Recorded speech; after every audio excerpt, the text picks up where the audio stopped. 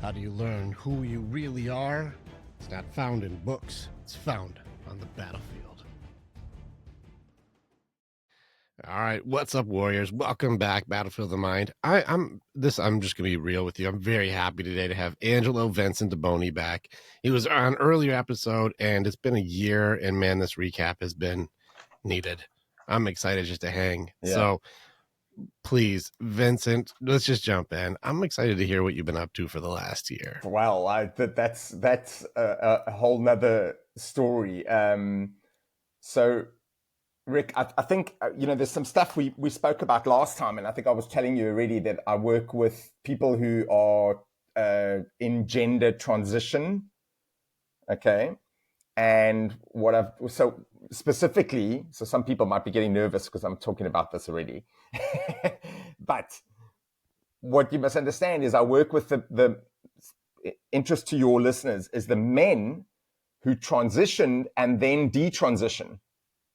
Okay, so it's important to make that distinction. So what I ended up with was not really a formal study, but kind of a study of why men do that. So a lot of the detrans men, they come back with the way I see it is they kind of come back with knowledge, and they talk about what made them choose this whole idea of living as a woman, okay, which I must tell you, Rick, is absolutely fascinating stuff, because if you want any evidence of the bias against men in our mostly our Western society, these kids are that evidence. And it's not a mistake that no one wants to hear from these boys. Okay, when I say boys, I mean the oldest one I've got is actually 47. But some of the younger ones I think the youngest I had was about 23. So that's what I've been doing. That's the work that I focus on. I work with the families as well.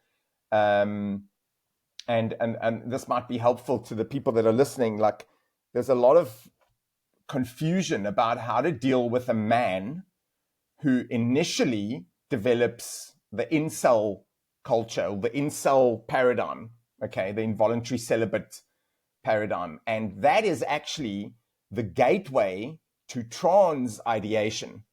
So the people that are listening, like, this is becoming so much more common. They need to be vigilant that the young man, the young male who fails to adapt to his masculinity is becoming more and more and more vulnerable to ideologies, to maladaptive behavior, if I can use the technical term. So Rick, I don't want to keep talking because you know me, I'll talk for an hour. No, I think it's good. I want to do both of those categories. Let's talk about the one where you said like there's a thing that becomes very obvious. Like if you're saying like, hey, there's a Western culture thing against guys here. What are some of the stuff in that category of like, well, here's some things you guys can look out for. Let's raise our awareness. Like that's there for guys, and that's there, because there's so much people don't want to talk about, but like it exists. And so what stuff is like that exists that you could say these are some categories that we can't keep ignoring? Wait, let me get you right. What do you mean by that?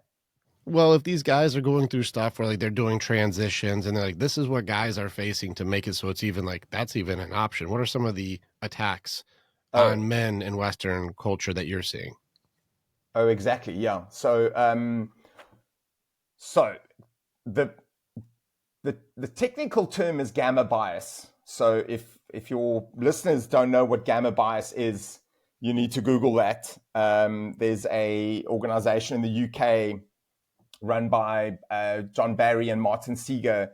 They did research, so proper empirical research into this bias, and they studied it, and they proved repeatedly that there is a bias. Basically, so now the guys listening are gonna immediately understand this. That basically in our society, anything that men does, that men do, a man does, can be easily vilified, okay? But anything that a woman does gets highlighted. We see this in media, we see this within families, we see this even within marriages, okay? So it is a bias across the system. Okay, it's actually a bias in most cultures, but we're talking about Western culture right now. So that's kind of the overall summary. But on a more specific level, you know, if a guy looks at porn, for example, and he's got a, you know, maybe he's got like an emotionally sensitive nature. The first time he sees porn, what he sees is he sees men behaving a little bit uncontrolled, a little bit brutish, a little bit, in some cases, quite barbaric. You know, I mean, we don't need to go into detail about that, but I think everybody knows what I'm talking about. And then the way they react is very deep shame. Okay, so now the word shame is it's the, how can I put it? It's the elephant in the room doesn't even describe it properly. Shame has been stripped out of Western culture. It's a huge problem. Parents don't want to shame their children. We don't want to shame each other. But you know what? Shame was the mechanism that drove civilization. You know, if you really analyze it. So these kids don't know how to process shame. So Do you when do you you mean yeah, when like it was a foundational piece? Do you mean like people used to check people? Like when there used to be a point where exactly, like hey, like for a guy to guy, like, hey, we're not hitting girls anymore, man. We're gonna be gentlemen. We're not gonna hit girls. shame. So don't That's hit girls, shame. man, because like that's not cool. We don't do that. You Exactly. know, or like women going, hey, don't sleep with every guy in town. That's not a good look. Don't do that, ladies. So ladies checking ladies or guys checking guys, that kind of thing. Exactly. Okay. 100%. Yeah. You see, I mean, remember, I'm a counselor, so uh, I'm going to focus on the underlying emotion. Okay. Um, uh, there's a there's a really good book out at the moment, literally titled "Emotional," by Leonard Medilov or something like that. I can't pronounce his surname. His book sums up the research on emotions really well. I recommend people read that, especially men, um, because we have these, like you said, Rick, we have these rituals and these, you know, nowadays we call them memes where we check each other. But what we should pay attention to is the underlying emotion. Okay. You will feel shame if you keep picking on girls. So I'm going to call you out so that you don't feel shame later on. So we acknowledge by calling out each other as men. I totally agree with you. I mean, men tend to cap it immediately. Okay, healthy men, let me say, healthy men tend to cap it immediately. Okay, you shouldn't do that, bro, because why? Well, if you let me interject, because you're going to feel shame later on, you're not going to know what to do with it, so you're going to smoke weed, you know, or you're going to watch porn, or you're going to drink too much alcohol, or whatever. Look, I'm not a prude, okay? So I don't want people to think that I'm like totally anti these things. But if you're doing it for the wrong reason, and I'm you know, we're supposed to say recovering alcoholic, but I was an alcoholic twice in my life many years ago. So Yeah, I don't call it recover. I call it I used to cope in a negative way. I don't do that anymore. I exactly, used to use I love alcohol for that. I coping, love but that. now I don't do that anymore. I learned. I love that. You see, this is why I like talking to you because you have a way with words.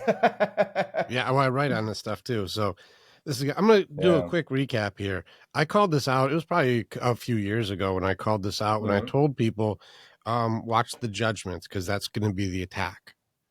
And the judgments is going to be the mechanism to ensue doubt into you.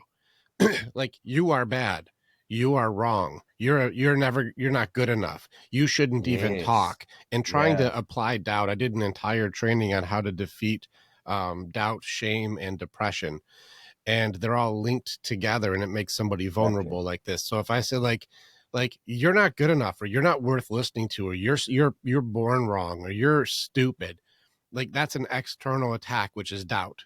So doubt will be somebody's judgment or a subjective opinion upon you, and then that'll go into your whatever goal system that you have. And then whenever you go into your goal system, like, well, I want to try and achieve this, or I want to have this, or I want to be this, or I want to have something that like makes me feel good. Like, I don't care if it's win a trophy, start a business, have a relationship, no matter what it is, it'll start getting corrupted, that I'll put into my feelings that feel bad about it, into my belief system, and my belief system will go into my potential. So what I mean by this, and I can show you this if you want me to show you like a map of this. Yeah, Do you want yeah. do you want to see it? This will be for the YouTubers. So people people listening right now, I'm gonna be showing a video. Hopefully this doesn't screw up the whole thing. I've had it before where this program does not like when I share screen. All Oh, right, okay. let's do this. And I'm going to pick this. I want to show you what I mean. Oh, nice. Okay, I can see that well. Yeah. Okay, cool. I'm going to show you how this thing works, and hopefully as zooms in works.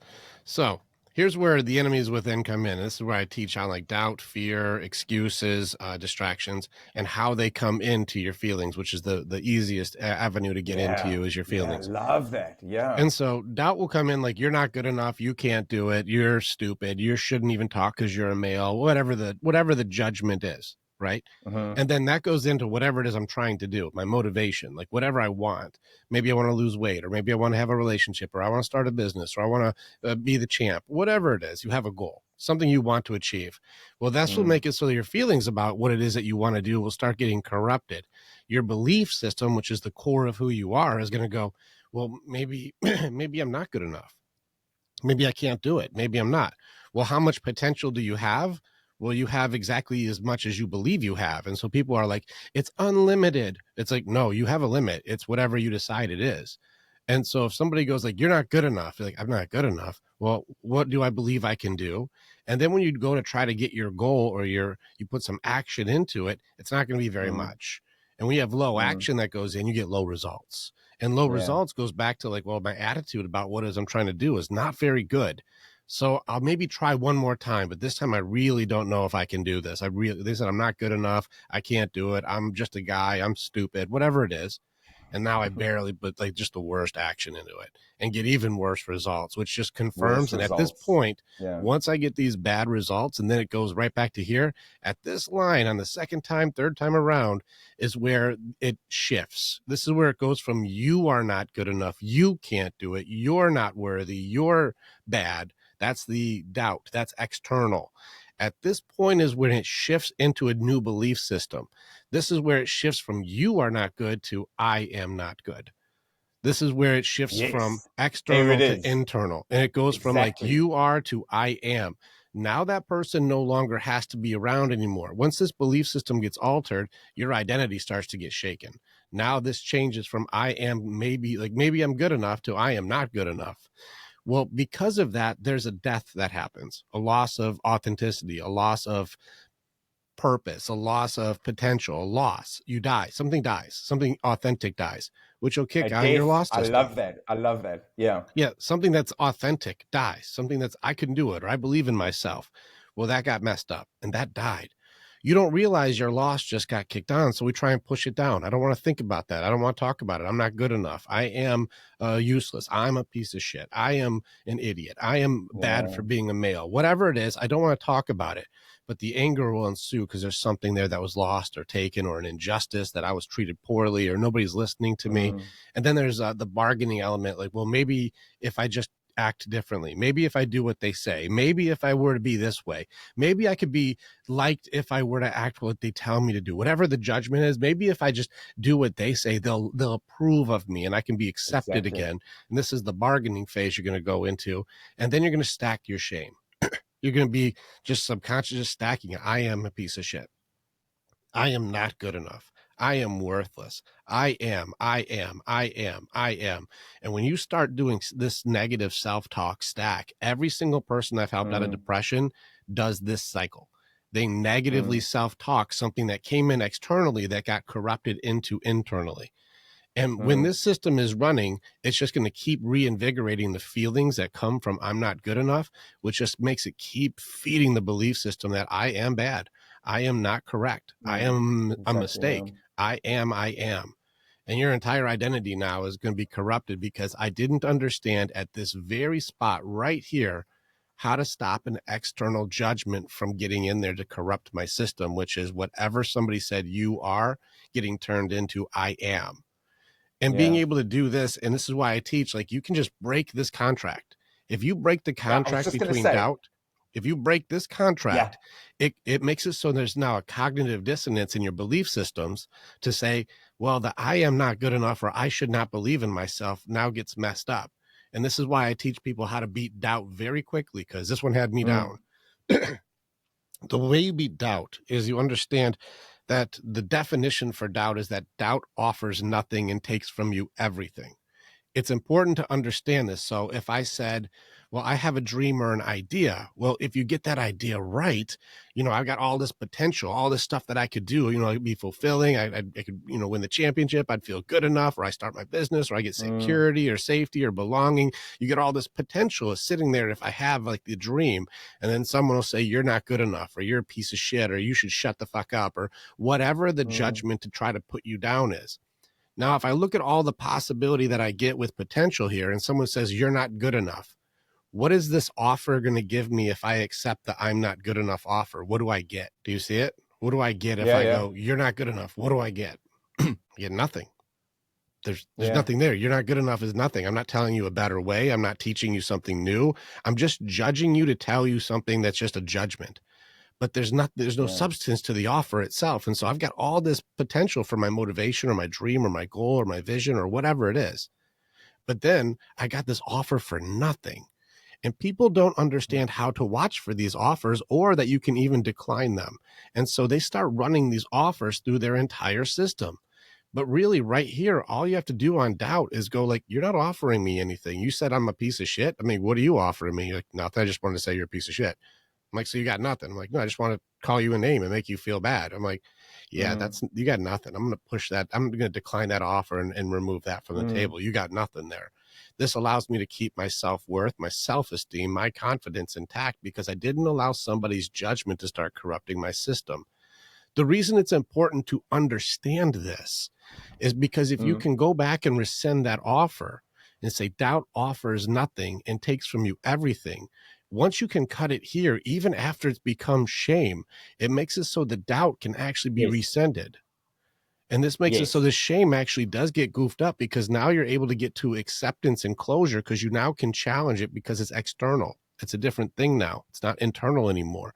This is the way you can start going back to when a parent or a friend or a social media post or an ex or whoever did it to judge you into submission. You can now go, wait a second, that's inauthentic.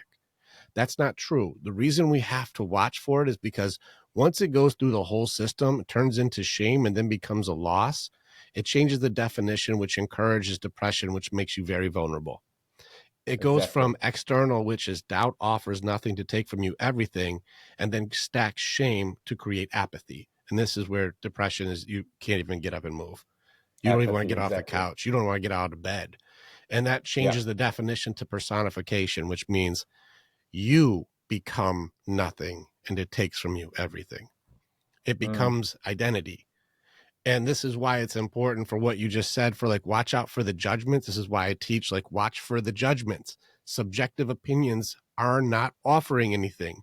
But if you're trying Mm. to go into belonging, if you're trying to fit in, if you need to be popular, if you need to be loved, if you need to, whatever the thing may be, whatever you may be looking for, if you're not good enough or you're never going to make it, if you have no training on how to see these things, these offers for nothing will keep being accepted. And then your identity to be able to feel Mm. authentic, loved, approved, needed, anything is corrupted. It's all corrupted now. And this is why I Yeah. say catch the judgments, because everything you just said about like the belief system change, we do a training about belief systems. Everything is good or everything is bad. It just depends on what glasses you put on. And like you said, well, everything the guys are doing are being vilified. Those guys are villainous. They're bad. Everything guys are bad. Everything girls is good. Well, those are just Mm. filters. Those are belief filters. So that means you can turn Mm. anything into anything. I can make you a bigot. I can make you a racist. I can make you a sexist. I can make you anything that I want just with my filters that I add to it. No matter what it is, I'm like, well, that's because you're racist. You're like, we weren't even talking about race. I'm like, I bet you feel that though. I bet you are. And you're like, no, it Exactly. didn't even come Yeah. up in the conversation. We're talking about math. You're like, yeah, well, it's because you hate whatever. And it's like, no, I'm talking about math. What are you getting race from? What are you talking about? Yeah. This is the Yeah. Yeah. filters that people use. If you do not have defense against judgments and you do not know how to catch these doubt offers that you are bad, you're a piece of shit, you're useless, you're wrong, you're bad, all those, if you can't catch it, that's how easily this can corrupt your entire system and have you have an identity around loss. And nobody gives a shit. Nobody cares. When it comes to empathy for men, I've done this is something I've been doing studies for years. I have thousands of guys at my organization. And I go, how Mm, many of you are completely unfamiliar to a woman going, how's my man's heart today? How's my yeah, man's heart today? And they're like, no one's ever asked me that. I have no idea. I don't even know how to answer that because no one's even cared. that's the problem. Yeah, Yeah. And so these systems are all running. This is just at the very base level of how do you guard yourself against external judgments and manipulation. And if you can have the awareness and the armor that's set up to go like, you're doing a judgment against me. I see what you're doing. If you can catch the person in the act, you no longer have to be defensive over the judgment itself because you can catch the judge. And once you catch the judge, I don't have to worry about that because I see your intention seems to be to alter me, change me, manipulate me, exactly. control me. There's something you're doing here and I caught you. And when you catch them, they don't like that very much because then they'll get even meaner or more controlling and you'll start seeing Mm, more manipulative or aggressive behavior because they mm, don't have control of you. And so they'll try and amp it up, which just shows that I really don't have to do very much from this point because you really do have nothing and you're trying to take everything. And the only way you can take it is if I surrender it, is if I give it to you. yes. Otherwise, you got nothing. And I'll just keep resending those offers. I don't need that offer. No, So take it off. let me catch up with you. But like you know, the stuff. This is the thing is like you use different language, but what everything you were showing and that map was brilliant because when you zeroed in on the motivation and doubt, I think my key differentiator compared to other therapists or coaches or whatever you want to call us is my motivational attitude. So I'll come at all my clients with a motivational attitude. So I start from the get go. I start from, right, whatever it is you need to do, I'm going to help you do it. Okay. It's not for me to tell you, you see, judgment. It's not for me to tell you what to do. And you can almost see the relief in their eyes when they hear that, you know? Because, like you said, the defense against judgment, a lot of these kids, and again, like I say, when I say kids, I'm talking about anyone under 30 because they're developing quite late these days. So you've got like 25-year-olds, like the person I saw this morning, 25 years old, has very little ego defense. Okay. Why? I don't know. All I know is I can help him with it right now. You know, to go digging around in the past is a researcher's job. He can go and dig around in the past. What caused this, and what was the factors and the etiology and all that stuff? Fine, okay. There might be a dysfunctional marriage. There might be some health issues. There are some things that came up with him that I'm like, okay, well, it's probably that, or that. Okay, but the fact is, it doesn't matter anymore. If he's basically functional, I can work with him. And you know what, Rick? Some of these kids, and I'm talking about boys and girls, it's not just boys that I deal with, but some of these kids, I mean, my youngest client is 13, eh? These people change within weeks. Why? Mostly because they get motivation from me, because I take away the judgment. Because my whole attitude is you are you, and I want you to be you in the world, but I want you to be a better you. I want you to look forward to being a better you in the future, whatever that is. You know, I mean, there are obviously there's like someone said to me the other day, okay, but who's to judge what is better and what is not better? And I'm like, well, look, there are some factors that when you look at the outcome, you can say, well, this is a positive and this is a negative outcome. You know, so I love what you said. You know, the identity around loss. Oh my God! If I'm going to share this with my network, they're going to love that because there is the detransitioners talk about a total loss of identity. Okay, so the person they were, they recognize now that person is gone forever. Okay, there's a grief involved in that. All right. So I'm not sure if that's exactly what you meant, but there is a loss of identity, and in a way, that's a natural process where we leave the child behind. Okay, so the mistake is what some people are doing is they regress to childlike thinking, you know, or because of course, if you become more childlike, then someone will become more motherlike, and someone else will become more nurturing and caring and whatever. That tends to be what happens. But of course, it's a very short-term solution, you know. And also, just again, just to catch up with you, the way you said it, it offers nothing. You know, the people that offer nothing, I'm afraid, sometimes are the parents or a parent. Okay, and this relates to. I remember we did bring it up last year. The drama triangle. This relates to the drama triangle because you've got the persecutor, you've got the savior, and you've got the victim. Okay, and what a lot of well, I see trans as an ideology. So what trans ideology is designed to do is to set up the triangle, and unfortunately, the parents fall for it. Okay, so exactly what you're saying. They apply judgments when they, as soon as they fall for it, the triangle is established. The victim is rewarded for being a victim in the Western culture that we have right now. So you've got 16-year-olds talking about having a disability because they're trans. I mean, this is actually what's happening out there. They say they're disabled because they're trans. It's I such mean, a nasty curse that's getting done right now for that too, because it mimics it falls in line with Munchausen by proxy syndrome, and this is yes, where like the unfortunately, parents will purposely corrupt the belief system of a child to believe there's something wrong with the child that's a disability, or there's something wrong with my kid, so that way they can somehow seem heroic by the disability of their child. Like, look, our kid is going through this terrible trauma which you created. terrible. Like, that kid was never going through that, but I created it for my child, and now my child, and this is the dangerous part to it, believes that they are born a mistake.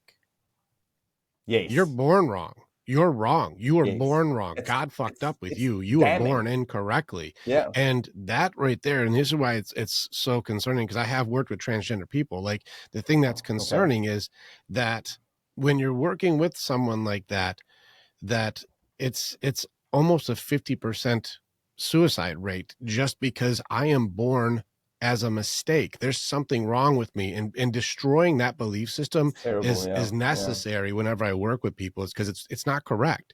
It's a judgment that got corrupted into shame by people who wanted to control by saying you're bad for what you are. And that's that shame you're talking about. But what's scary to me is a 50% like suicide rate is higher than slavery. It's higher than Holocaust survivors. Like, that's a very scary number to say. How important is it for somebody to have like a solid foundation for their identity? How important is identity when it comes to our existence? And it turns out Mm, it's a coin toss how essential it is that, like, this would kill me. This has a mm. very high death rate if you don't catch these belief systems, and that's scary to me. Can I make a I want to add Mm-hmm. to what you're saying, just because this 50% suicide rate is a very contentious statement.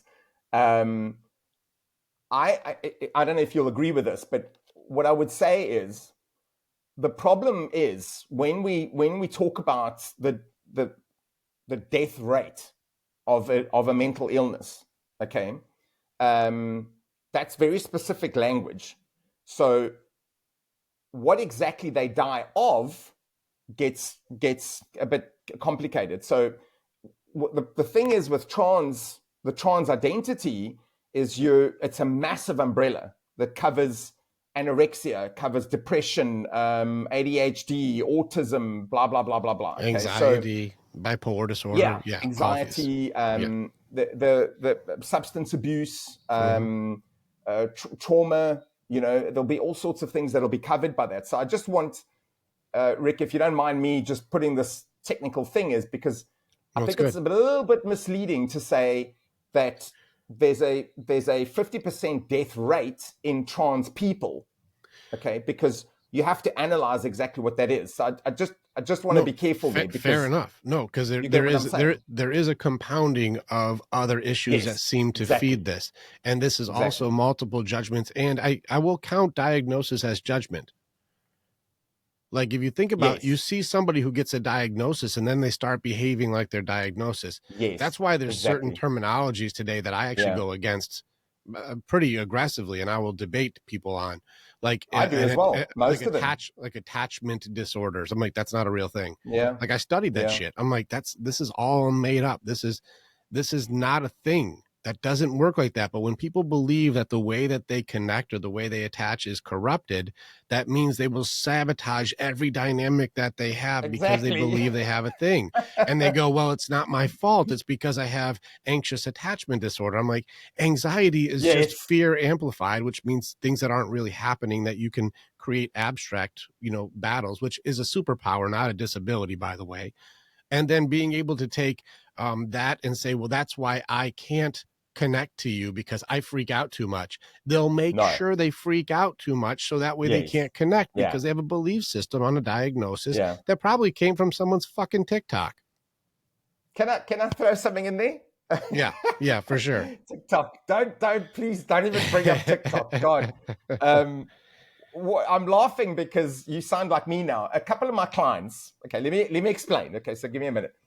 A couple Mhm. of my clients, I've had to tell them, you guys have um, uh, uh, maybe the husband has avoidant attachment style. Okay. Notice I didn't say disorder. Okay. And then the wife has maybe anxious attachment style. Okay. What I follow that up with immediately is, all I'm doing now is describing the way you two are interacting. Okay. And I'm laughing because I've had some intense sessions with a married couple. I hope they're watching this. You know who you are. Which have been quite liberating, I hope, for everybody, because I can say you have an avoidant attachment style, but I'm not saying that you have a right to have an avoidant attachment style. That's the problem. I'm describing your attachment style and how unhealthy it is. Okay. But when you acknowledge, okay, my style of dealing with conflict in this relationship is to avoid, okay, which is quite common with men. I think there is a little bit of commonality in the sexes, okay, in the way they will attach. I think, but there is research. So just for the technical sake of it, there is research that has shown that attachment style is a real thing, but it's not a syndrome. It's not a disorder. So we've Correct. got to be very careful. And I'm really glad you brought You that are up, because there's correct. a lot of misinformation. Calling it a disorder or saying this is a reason why I can't do it is not a real thing. But how do we No. connect and how do we attach is a real thing. Yes. So I'm with you Yes. there. And that's why I'm glad that you're saying, let's be specific, because it does matter. You are correct. What I'm Yeah. saying, you Yeah. have a disorder that doesn't exist. That's bullshit. No. That's a belief system that No. I comes mean, in that corrupts you. But Rick, how do we connect? That's a real when thing. when I was right up until the age of 33, I mean, I'm 51 now. Okay. Mm-hmm. Right up until the age of like 33, I was a highly avoidant, anxious attachment. All of them, whatever all of them is, I All was the all time, of them. all of them. Yeah. All of them. Like alcoholic, avoidant, aggressive, the works. Okay. Mm-hmm. And then, you mentioned it earlier, when the polarity reverses. Okay. You said there's a switch that happens when we were looking at the map. Mm-hmm. The switch happened with me where I finally realized, oh, I need to actually make an effort to get people to like me. they're Yeah. not obligated to like me. You need to be worthy of other people's love and affection and attention and time, and then the world is your oyster. Correct. I mean, it's an exponential growth. It's not a subtle change. But the way I word it is the polarity gets reversed. Okay, it's this expectation of the external world, like you were talking about earlier. The external world is going to provide for you. It's going to feed your ego. No, it's not. You have to do something. You have to interact with it, and based on your interaction, yes, you will get rewards. there's another little element about this concept that we're talking about now, about the external and the internal. With anorexics, a lot of men that are like gymming too much have got orthorexia. And then, of course, with trans people, what they're doing very often, in most cases, are they've internalized the anxiety and the this term we use so easily these days, dysphoria. Hmm. Okay, dysphoria is just the opposite of euphoria. All right, so dysphoria can be anything. Yeah. Nowadays, it's been linked, it's been attached, it's been bound to gender. Okay, and that's misleading, because you can have dysphoria about a lot of things. For Anything. Yeah. example, I think you remember, I was anorexic for 7 years when I was much younger, and what I was doing at the time was I was internalizing the anxiety. So I was interrogating my body to provide the answer of what the meaning of my life is. Okay, Mm. which I think is a very it's quite a natural way to do things, but you need to learn the lesson quickly that that's not how you learn the lesson. That's not that's not how you learn the meaning of life. Okay, the meaning of your life comes from interrogating the world, It's which it's is half what you and that I do. part because you have to go inward too, because your purpose is inside, and people don't understand that journey very I much think you've got to because do it first. Yes. yeah, because you find your purpose on the journey. You'll start off with a why that's strong enough to go, but you find yourself as you Yeah, I agree. go, Yeah. as you climb. You'll go, I'm starting to figure me out because I'm doing things that challenge me. I'm doing things that, like you were talking about, these circumstances, like the people blame the world or blame these people or blame them, blame them, blame them, where the accountability is being pushed outwards as though somehow I become an authority to allocate fault. And that's a Yeah. very interesting ego system that's working, because everything's happening to me is the belief system that you're talking about. And without the ability to convert that into, this has happened for me to learn or grow or understand, which is anything from the Mm. past, really, is the Yes, past that exactly. you went through is a teacher, not a punishment. Did you learn? Because the only way it's a mistake is if you didn't learn from it, because you'll probably repeat it until you get Yes. it. And so that's Yes. where I'm with you, where, like, how Epictetus said, your circumstances do not define you, they reveal you to yourself. Yes. I And love that phrase. Yeah. you'll Yeah. find you when you start paying attention to what's going on here. How did you handle that? Did you blame everybody else? That's you. Did you think that this is happening to you and poor you, you're a victim? That's how you process. Did you learn from this and grow from this? That's also you too. Mm. Did you help others from what it is that you went through? That shows who you are. Like, the way Mm. we handle things reveals us to ourselves. And this is where you're watching these Mm. people. I really like that couple. You talked about your avoidance style. I think it's really Mm. funny. I go even simpler with those couples. I'm like, well, the reason he won't talk to you and the reason that you're so anxious is because neither of you are safe to talk to. Yes. If you Yes.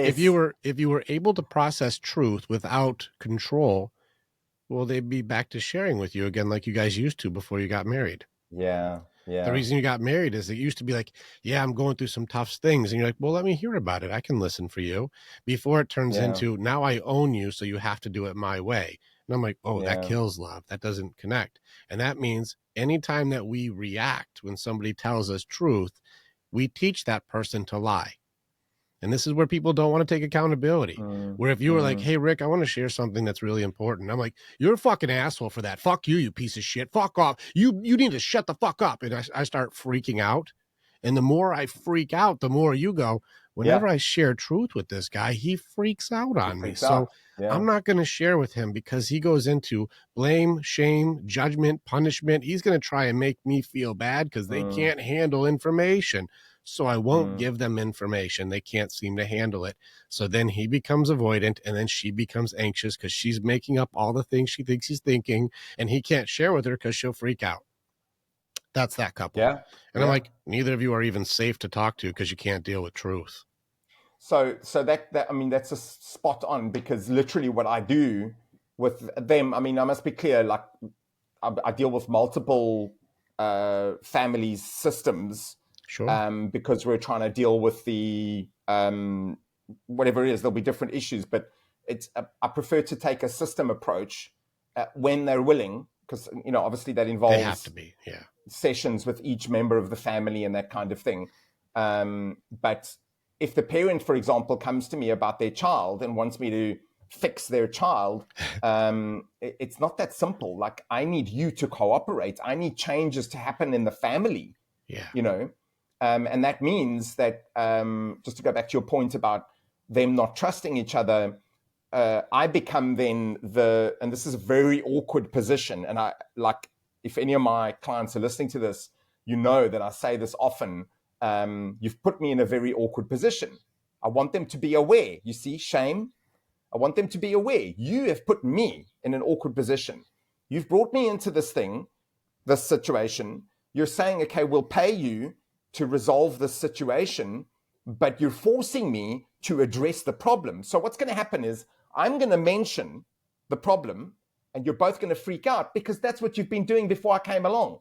Correct. So you can't now decide you're going to shoot the messenger because I'm the one that's being truthful. Like you said, they don't want to be truthful to each other. So now my job is to say, well, you know what, Rick, maybe you are an asshole sometimes, It happens. And Yeah. then the dad is like, well, how dare you speak to me like that? I mean, I've never actually had that situation. Obviously, I'm much more tactful about these things. I'll say it. But likewise, I will say to the partner, I will say, well, the way you approach, I think what often happens, Rick, honestly, people forget that we have sex-based responses to crisis, and women will become more anxious in crisis, and men will become more stoic. We say, okay, but that can be interpreted as avoidant. It is. Well, both What of do you? them, both of them do the same thing. Is because one's not. They deal with a different thing. I'm going to show you like the core umbrella to all six is under really the denial element of two. In every Mm-hmm. single group I've ever worked with women, and every group with men I've ever worked with, it seems to be the same system. Women deny reality and truth. Men deny emotion and feelings. So Yeah, what's I being like that. suppressed, what gets suppressed? And I've done whole trainings on women when it comes to comparison curses put on by other women and external validation becoming where their worth comes from, means that who I Yeah. am is now inherently not good enough. So they'll need makeup or designer bags or status or Yes. power. They'll need something to go like, look, I'm good enough, but it's all external. And that means it's a comparison thing, which used to be like, county or city, and now it's global, and that's very difficult to deal with. So burden of beauty Yes. and burden of performance are being stacked on women, where authenticity is now shamed, and so women cannot be themselves without being not good enough. Look at a mom who says, I want to be a traditional mom, and how shamed she is. She's like, no, I just want to be, I feel called to be a great mother. And that's a very honorable and noble position. And they're like, no, you're bad. And Yeah. so this is where, remember the belief system glasses, women are bad if they want to be good moms. And you're like, well, she should be a good mom and a business owner and a CrossFit champion and a world-class builder. And she needs to do this. And she Yeah. needs to be a supermodel. And she needs to do this. And you're like, no, Yeah. she just wants to be a Yeah. great mom and good wife, and she likes the traditional role that feels authentic to her. It's like her authenticity should be shamed. And then guys are shamed for their feelings, and it's going to be one way or the other today. So anger is now bad, and so guys will go into sadness, but they won't get empathy for sadness, and so then they're just exiled, rejected, and thrown away because they look weak. And guys who are like, oh, I saw that guy get treated like that for looking weak, so fuck that, I'm going to go into anger, because anger at least looks confident. It looks like I'm loud, so I know what I want, and so at least gives an illusion of confidence, even though Exactly. I'm just converting sadness to anger, and now anger is how I cry. Good point. And so Yeah. now when a guy is crying and he's converted sadness to anger, he's just a fucking asshole. So fuck him. And if a guy Yeah. is converting anger into sadness because he doesn't want to be that guy and be aggressive and seen that way, now he's just weak and pathetic, which means every emotion a guy has isn't that guy must be hurting. It's let's judge him into submission, which is why these guys are like, I got nothing.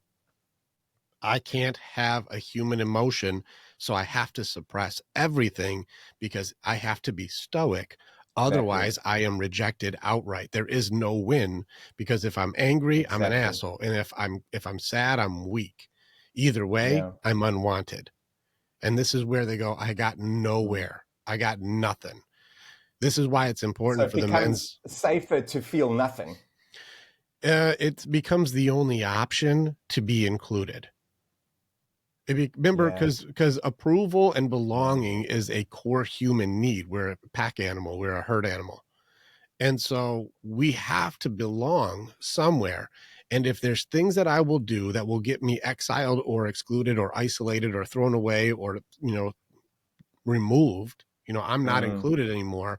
I don't want that. And so men and women will do an mm, adaptability system based on denial, which is like wear a mask, change who I am, alter my behavior to fit in with the people who will be the most judgmental.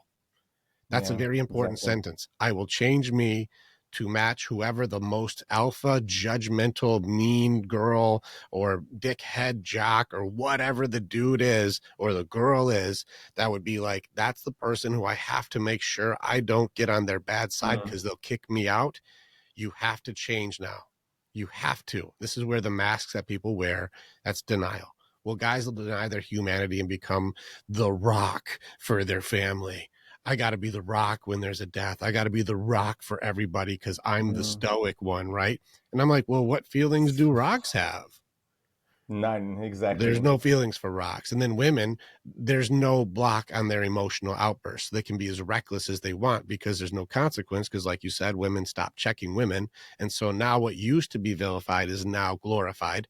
And that's a very weird behavior because it actually ends up making women lose in the end here. There's a reason why women checked women because, like, that's not going to be good in the long run. And Again, now yeah. it's starting to manifest where, like, ladies, you're losing to yourselves. Like, you're not even seeing it right now. It's not Mm, going well.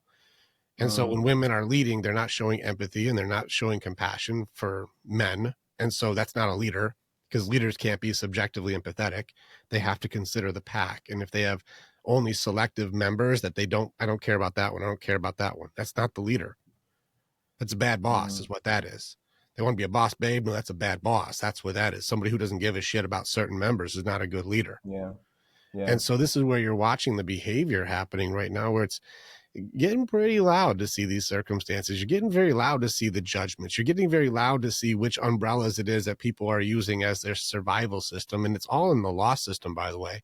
This is all loss of identity, loss of self, loss of Mm, confidence, loss of worth, loss. There's a identity death here. And that's why I have to wear a mask. That's why I have to wear makeup. That's why I have to look different. That's why I have to be jacked. That's why I have to go into distractions because I'm hiding and pushing down something that hurts so fucking bad that yeah. I can't let you see that because otherwise I won't fit in anymore.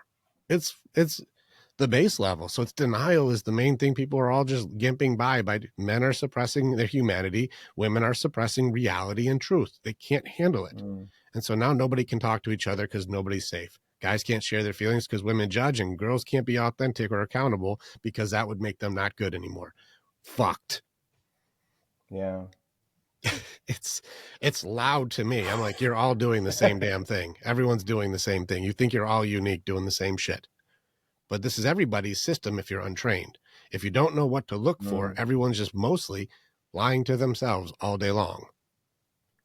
That's denial, which means if I I mean, see this, I have to agree with you. Yeah, it's that's one of the most common things I see is this self denial.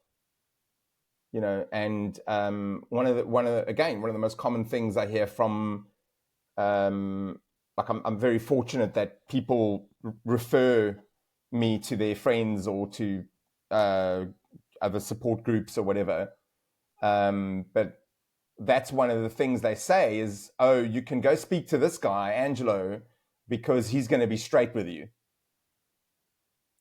and because, well, what is being straight? It's being honest and direct. There's no denial, you know. So I'm going to assess the situation carefully. I mean, I'm not going to just blurt out the first thing that comes to my mind because those initial judgments are incorrect, So I obviously take time to assess things properly, but then when I get eventually, what I often do is I wait until I've had like 2 or 3 signals that this is the problem. Okay, that whatever it is, it's the husband's being avoidant, or the maybe the child is deflecting maturity. That this is something that's quite common these days. Is the younger people are, and when I say younger, I mean even up to 25 years old. They're trying to delay and deflect adulthood. That's a super big problem with Gen Z and Gen Alpha. Although I must say, I'm getting a sense from some of them that they've cottoned on to this, They have. and We've they're got starting to say, "Well, our girls are catching this shit, and we talk about it, yeah, but our girls are like, we're not doing that. We're gonna be us. yeah, We're gonna be. yeah." You guys fucked that up. There's no doubt that our generation is not doing a good job. There's no question. We're looking at this and going, everything's on fire. I don't think this is working. Yeah, Yeah, so yeah. You even see, you're right. This like the young kids, like the young teenagers, those who aren't mm, falling, those are who aren't, like you said, vulnerable with their self-worth or confidence, which comes from, like you said, it's the influences. The scariest thing is like, while parents don't know how to be good parents because, well, you know, the way to make a kid isn't making you a good parent. These things are raising kids, and this is a problem. This thing becomes, how do I yes. raise my child? And holding your cell phone, this is what I got, or a tablet, and you give this to a kid at a young age, the influences that they'll start getting now make it so that it'll it'll subtly start changing their belief system around their authenticity of Oh, what is absolutely, regular, what is normal. absolutely. Yeah, yeah. I think so some people listening to this might be thinking, "Oh, this is the the hype or the the scaremongering, the fearmongering around social media and devices." Okay, but guys, there is overwhelming evidence that this is a problem. Okay, we're talking about the people get fixated. They say, "Oh, well, there's evidence that being social on your digital platforms has positive effects." Yes, that's true, but not when, like some of the kids I deal with, they've got a secret device. They're staying up till 5 in the morning on a weekday repeatedly, and then going to school completely exhausted and overly emotional. And what happens is they go to school and the teachers go, "Oh, this child is autistic." Okay, and what I discover is that the child has a secret device, is sitting up. Um, I mean, sometimes it's even using the devices the parents do know about, but often it's a secret device, or there's just no control on devices, and they're sitting up till the point of utter exhaustion, which is 3, 4, 5 in the morning. I'm talking about 14, 15, 16-year-old kids. Okay. And then they go to school and they're completely emotionally dysfunctional, dysregulated. Why? Because their brain is fried. Guys, your brain cannot function like this. So to say that the device doesn't have this kind of power is unbelievably naive. There's basements full of tech engineers that are working on how to keep your children locked to their devices. And you think you're smarter than them? Well, Well, good luck with even that. even if you watch The Social Dilemma, like even the guys who Yes, created these tech engineers are like, we got to be honest, this even thing they got away. admitted. They got away from us a lot. We can't control this thing. This thing got Yeah, away from us a long time ago. The guy who created Pinterest is like, we can't use Pinterest because the algorithm that we created is way more advanced than we are. This thing is way ahead of us now, and yeah. this will get you hooked. That's the Get you game, hooked. Yeah, though. That's the addiction. Is if you're using comparison from external sources to make it so that my approval or my belonging or my worth, I think that's the real question of, where does your worth come from? I think that's the question. exactly. Where does your worth come from? And if the answer is from online attention, from likes, from follows, from subscribes, from you know, the, you know, share buttons, whatever it is, if it's an external source, where your worth comes from now is only going to be the approval and attention from people who don't know you. And this is an interesting system Care because about you. because now you become slave. This is an interesting thought. I think I talked about this in a different episode before, where even the very concept of following somebody, online, Instagram or whatever, there's very specific terms that are used. Follow. Mm, I'm going to follow. I'm a follower. I a follow. follower. And Yeah, if I'm a follower, well, what is the person who makes the content? Well, that's a content creator. So I'm following the creator. Do exactly. you see the terminology I'm using right Exactly. now? I'm following the Yes. creator. And if I Yes. am to be loved, and I am to be approved or acknowledged or good enough, the likes and follows, like the more that I have to become the creator, and the more I create, the more I try to get followers to be able to follow, because that shows my worth. And Exactly. there's a trick happening here where I'm watching all of my value comes from something that's superficial. It's make believe. It's based on approval. Now, at first, they may be my followers and I'm the creator. But once I become addicted to the need for their likes and their follows and I need that, then I'll start doing anything to alter myself to get it, which makes me go from creator to slave. You submit. I am now a Submission. slave to my followers. Now their demands become my purpose, and I become slave to whatever it is that they tell me to do. And at this point, they'll do anything. They'll embarrass themselves. They'll look Mm, foolish. They'll mm, expose themselves. They'll be sexual. They'll do anything to make it so that my likes and my follows stay mm. strong, no matter what that would be, which means I shall compromise any ounce of authenticity and truth of self to make sure that I am approved of by people who don't even know me. What an Mm. interesting curse to live under. Let me say, Rick, I love talking to you. We should talk more often. But anyway, the I've been saying my problem. I might have mentioned this last year, but I started my work life. My first real job was in advertising when I was 19 years old. Okay, and in advertising, I saw. Well, first I learned that advertising was created by psychologists. Okay, John Watson and B.F. Skinner, basically the behaviorists. Okay, um, I don't think they were. I don't think they were deliberately evil men, but when you look at what they did, it was kind of evil. Some of Um, Skinner's experiments were a little fucked. yes, yes. So behaviorism has a lot of problems. Okay, so what I just for the technical sake, what I use is the biopsychosocial approach, not the behaviorist approach. But coming from advertising, where the blinkers fell off one day after 3 years, I was in advertising for 3 years, but the blinkers fell off one day, and I was like, "Oh my god, I am, I'm part of the machine, which is a consumer-based society," and it horrified me because I was like, "How did that happen?" So that anyway, that sort of triggered a whole bunch of other things. But what I've been saying, having studied psychology formally now, is that we've created a society where you are consumed, and I know I sound like I'm paraphrasing what you just said, but this is my version: is you are valued by how much you consume. Okay, so your worth, like you said, you used the word worth, and I said, well, your value is in. We literally do it to each other. How many followers do you have? What car do you drive? Et cetera, et cetera. It just goes on and on and on. So you're valued. We measure each other.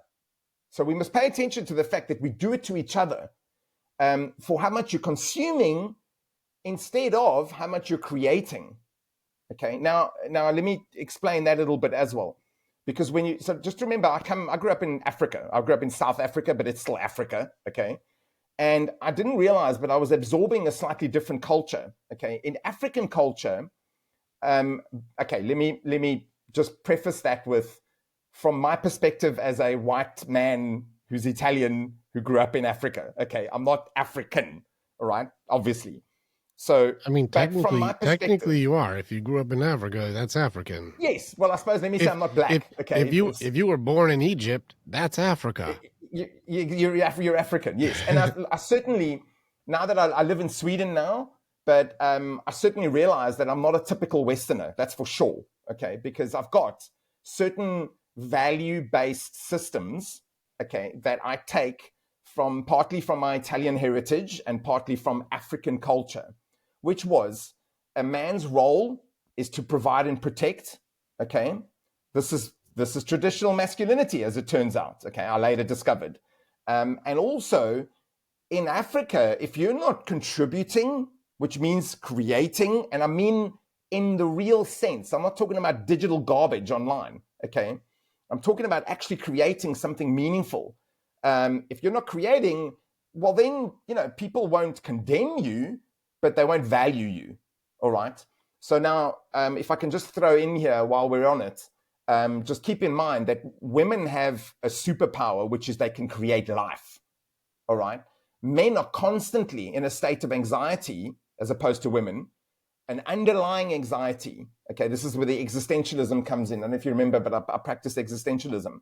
That men don't have the power to create life. We can contribute to life, but we don't create life.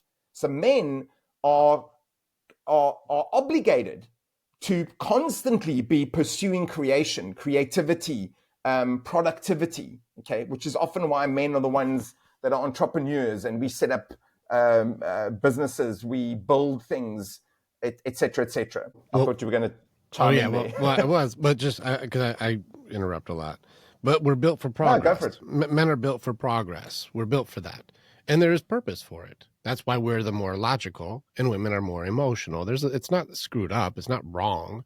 There's a reason we have to be Yes, built I for agree. progress because men are valued based on their contribution or service. That's why the first time you meet a guy to guy, you go, "Hey, good to meet you, Angelo. What do you do?"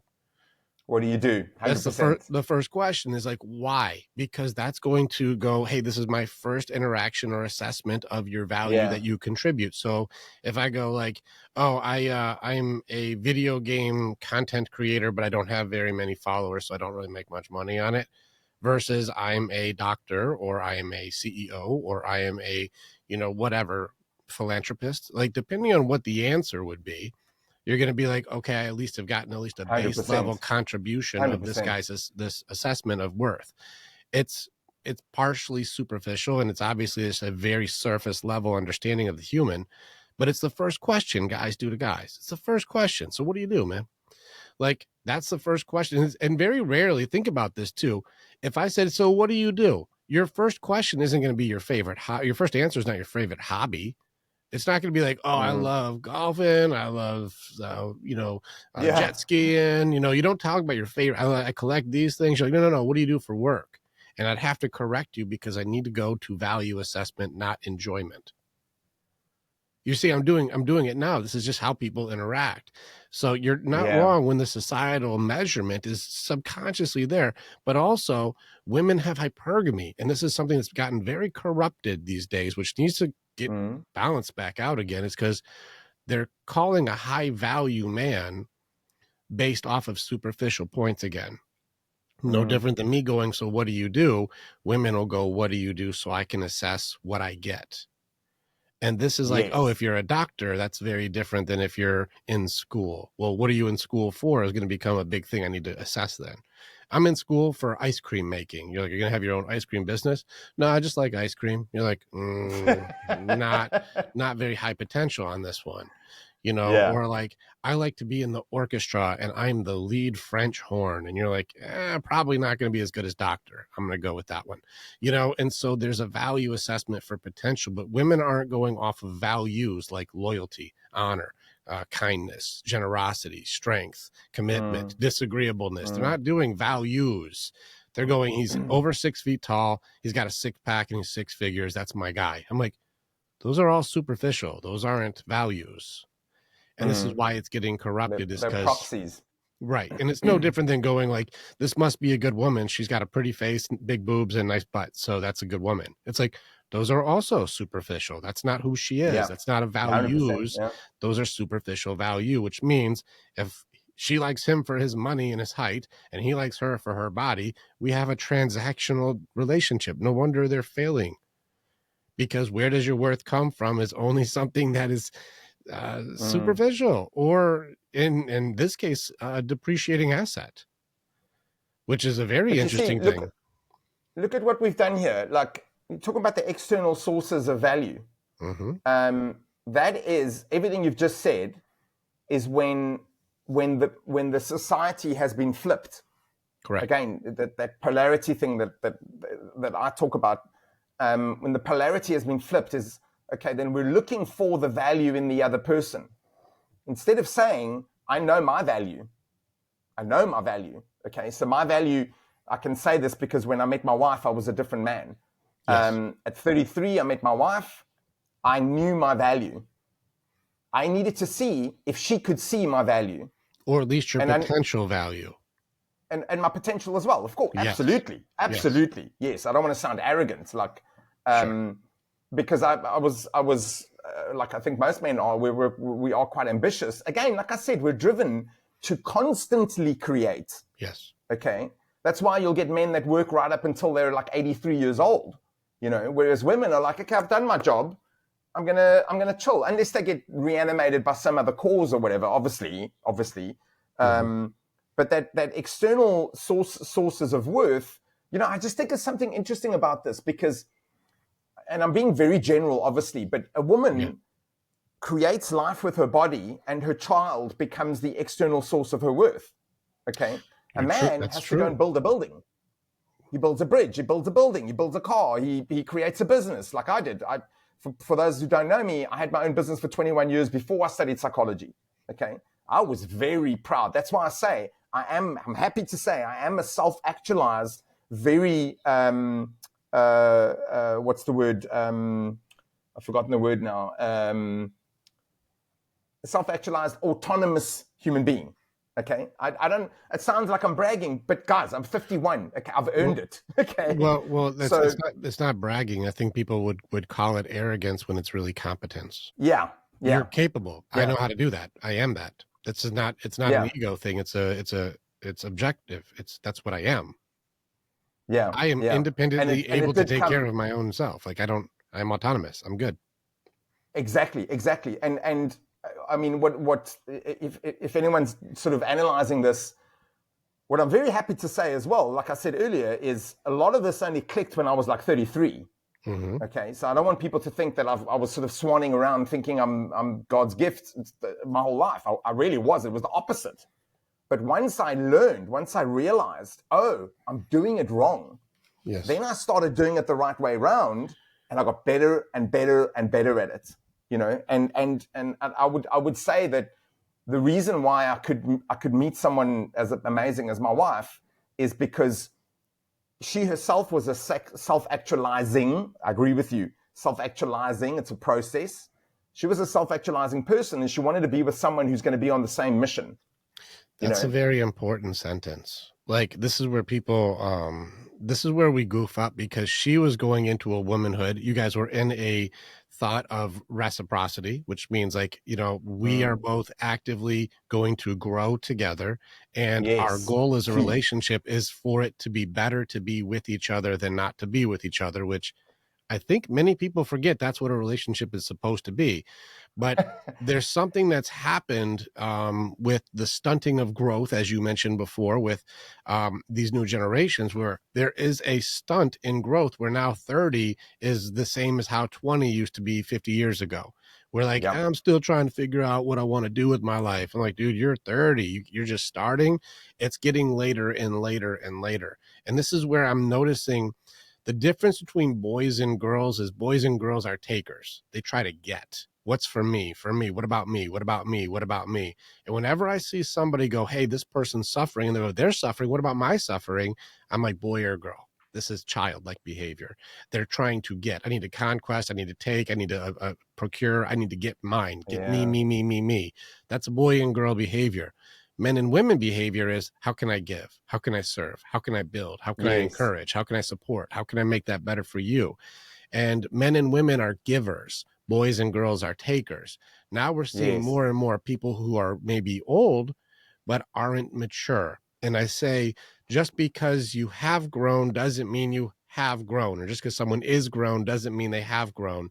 They could be 50 years old and still a boy, 50 years old and still a girl. I'm still Yeah. taking and wondering, why is life not being kind to me? Why is life Yeah. still doing this to me? And you're like, you To me. never evolved. You never went from boy to man or girl to woman. You never went from taker to giver. You didn't change over. And that's why your relationship's able to be But successful is Rick, she's Rick, giving and you're it's giving. if you never think about what you're saying. If you never take responsibility, Hmm. then nothing's ever your fault. It's well, the accountability is definitely rule number Yes, one. Without like you were saying earlier, accountability, yeah. you can't have a relationship that would go, I want it to be better for you, Angelo. So that's my Mm, purpose. And this is like being with me is better than not being with me. And a mm, girl or a boy will not have that thought. It'll be being with mm. you means you give something and take care of me.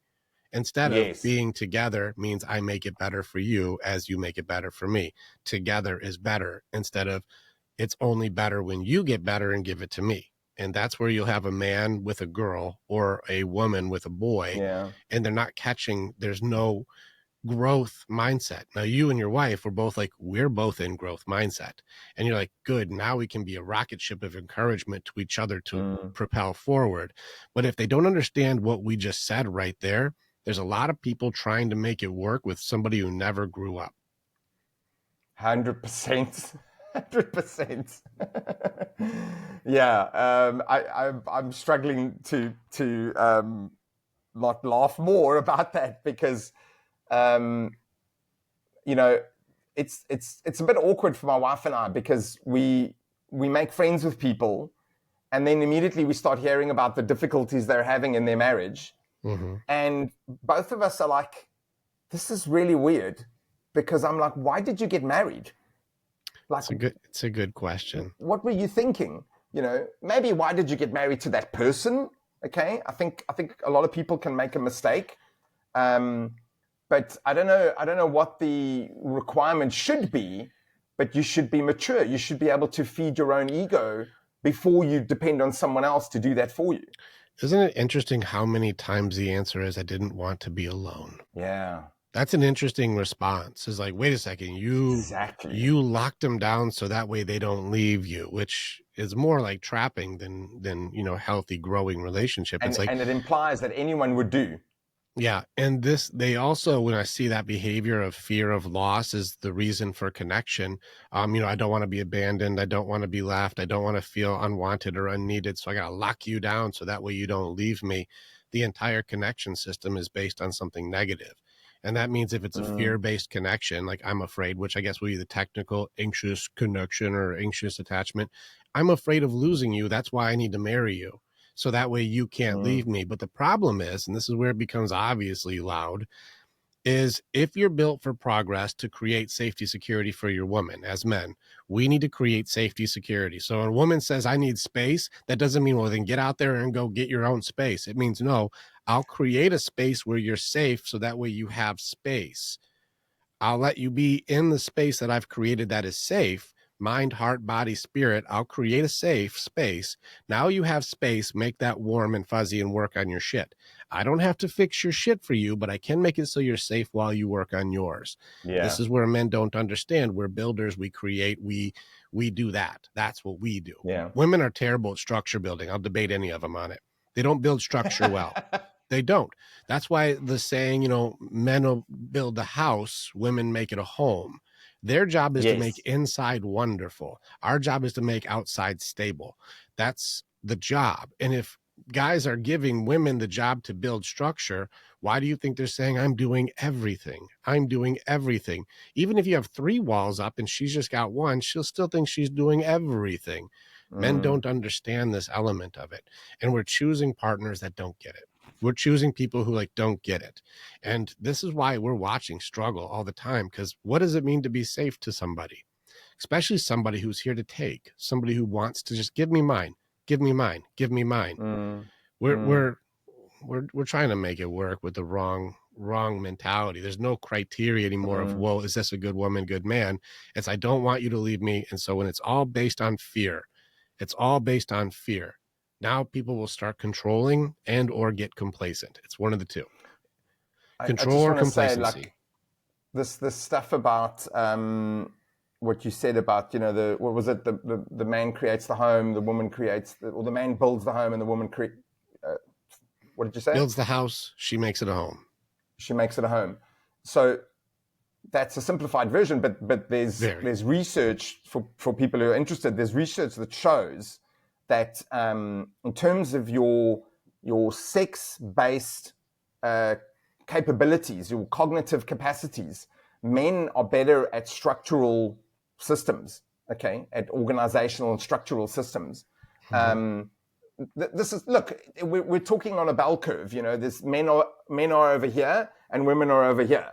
All right, so there's overlap, obviously, Yeah. guys, with everything. There's overlap with the sexes, but generally speaking, men are the builders. We are the systemizers. You know, Hmm. and the women fill in all the other things. This is what I say. Again, like, my language is a little bit different, but you know, the men will create the stuff and the women will create the life. But what we forget is that the reason men create the building is for the family to live in it. Correct. Men don't create buildings so that other men can live in the buildings. All right? Yeah. It's a That's not how it service. works. It's a We do service things concept. for Yeah. each other. Yeah. Yeah. It's to serve. I built this for you to feel safe. Yeah. And this is where it gets mixed up, is like where women will think, well, now that it's done, I need to be the boss of the inside. It's like, no, no, no, no, no. I don't need a boss inside. I need a partner inside.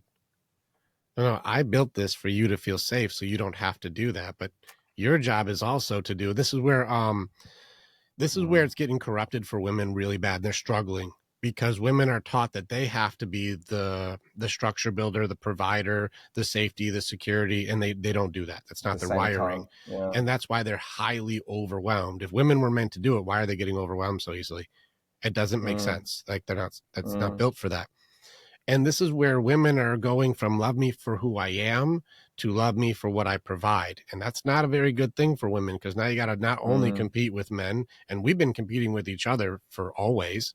And so you have to Forever. compete at like a genetic high level, which is exhausting, by the way, because we're Yes. wired to do that. That's exhausting to stay in that masculine mindset. And then women are like having to forfeit the actual value. Now, this is where it gets tricky. If it's measure me for what I provide, women are going to struggle in this game because guys aren't looking for that. That's going to be hard. No. So if I was on, I tell this with the women I talk with businesses and work with business owners. And I'm like, let me just tell you how that doesn't work. If you and I were on a first date and I'm like, so what do you do? And she's like, oh, I am very successful. And I'm like, how much do you make? She's like, I make 150K a year. I'm like, oh, that's so good. What's my cut if I'm with you? And she's like, I don't like that. I'm like, well, if you're the provider, how much of this money that you provide is mine if I'm Yeah. with you? And they're like, my money is my money. And I'm like, not a provider then. Because men No. don't have that mechanism to go, if my girl needs money, I say no, because it's my money. No, guys are like, yeah, whatever you need, baby. I got you. Whatever the kids need, take it. I got Yes. you. Yeah. We give. Guys are natural givers. And why are women not converting in? This means they're trying to measure their worth based on men's value, and this makes it so they're low value to good men. This is where Yes. women are goofing this up. Yes. I'm gonna call it Yes. out. Big mistake. Is a woman's value comes from the immeasurables or the intangibles, and a men's will be in the invisible measurables.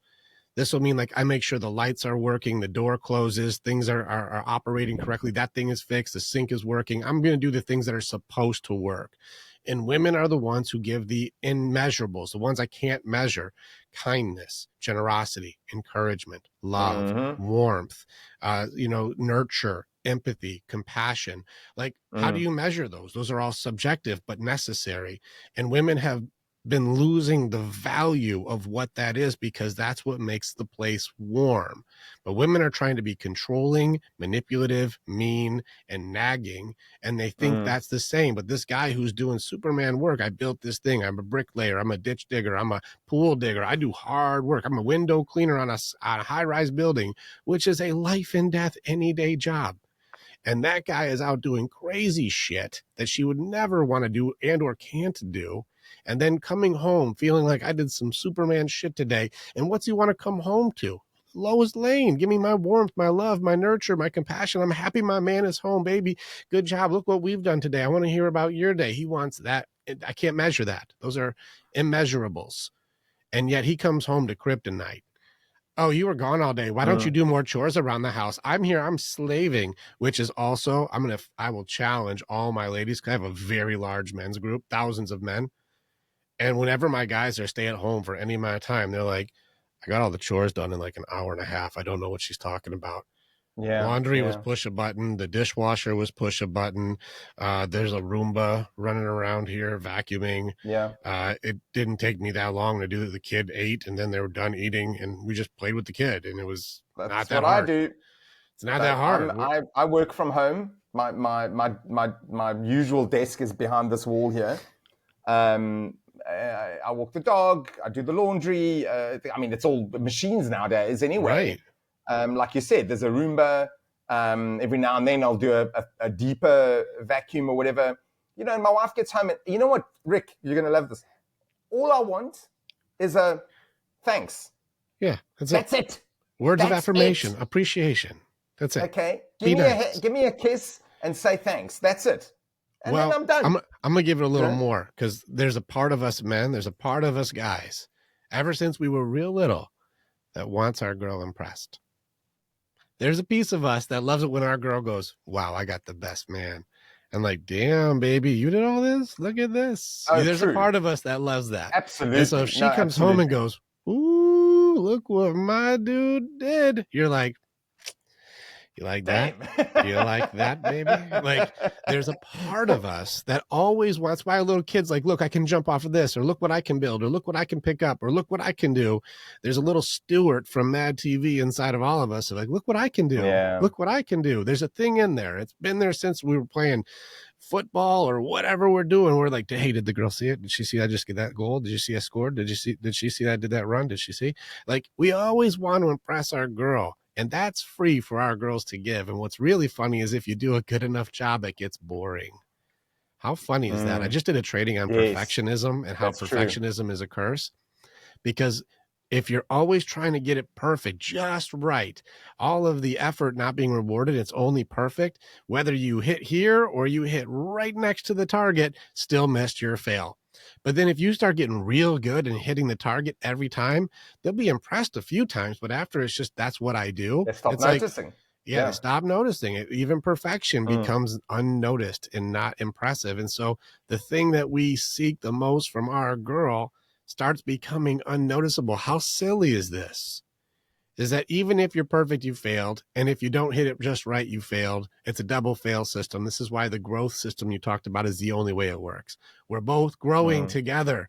We're both improving together. We both can cheer each Yes, other on. We exactly. both get excited. We both still go appreciate. And I'm happy you're here and I'm proud of you and I love you and I believe in you. And I'm so happy to be with you and build your people up.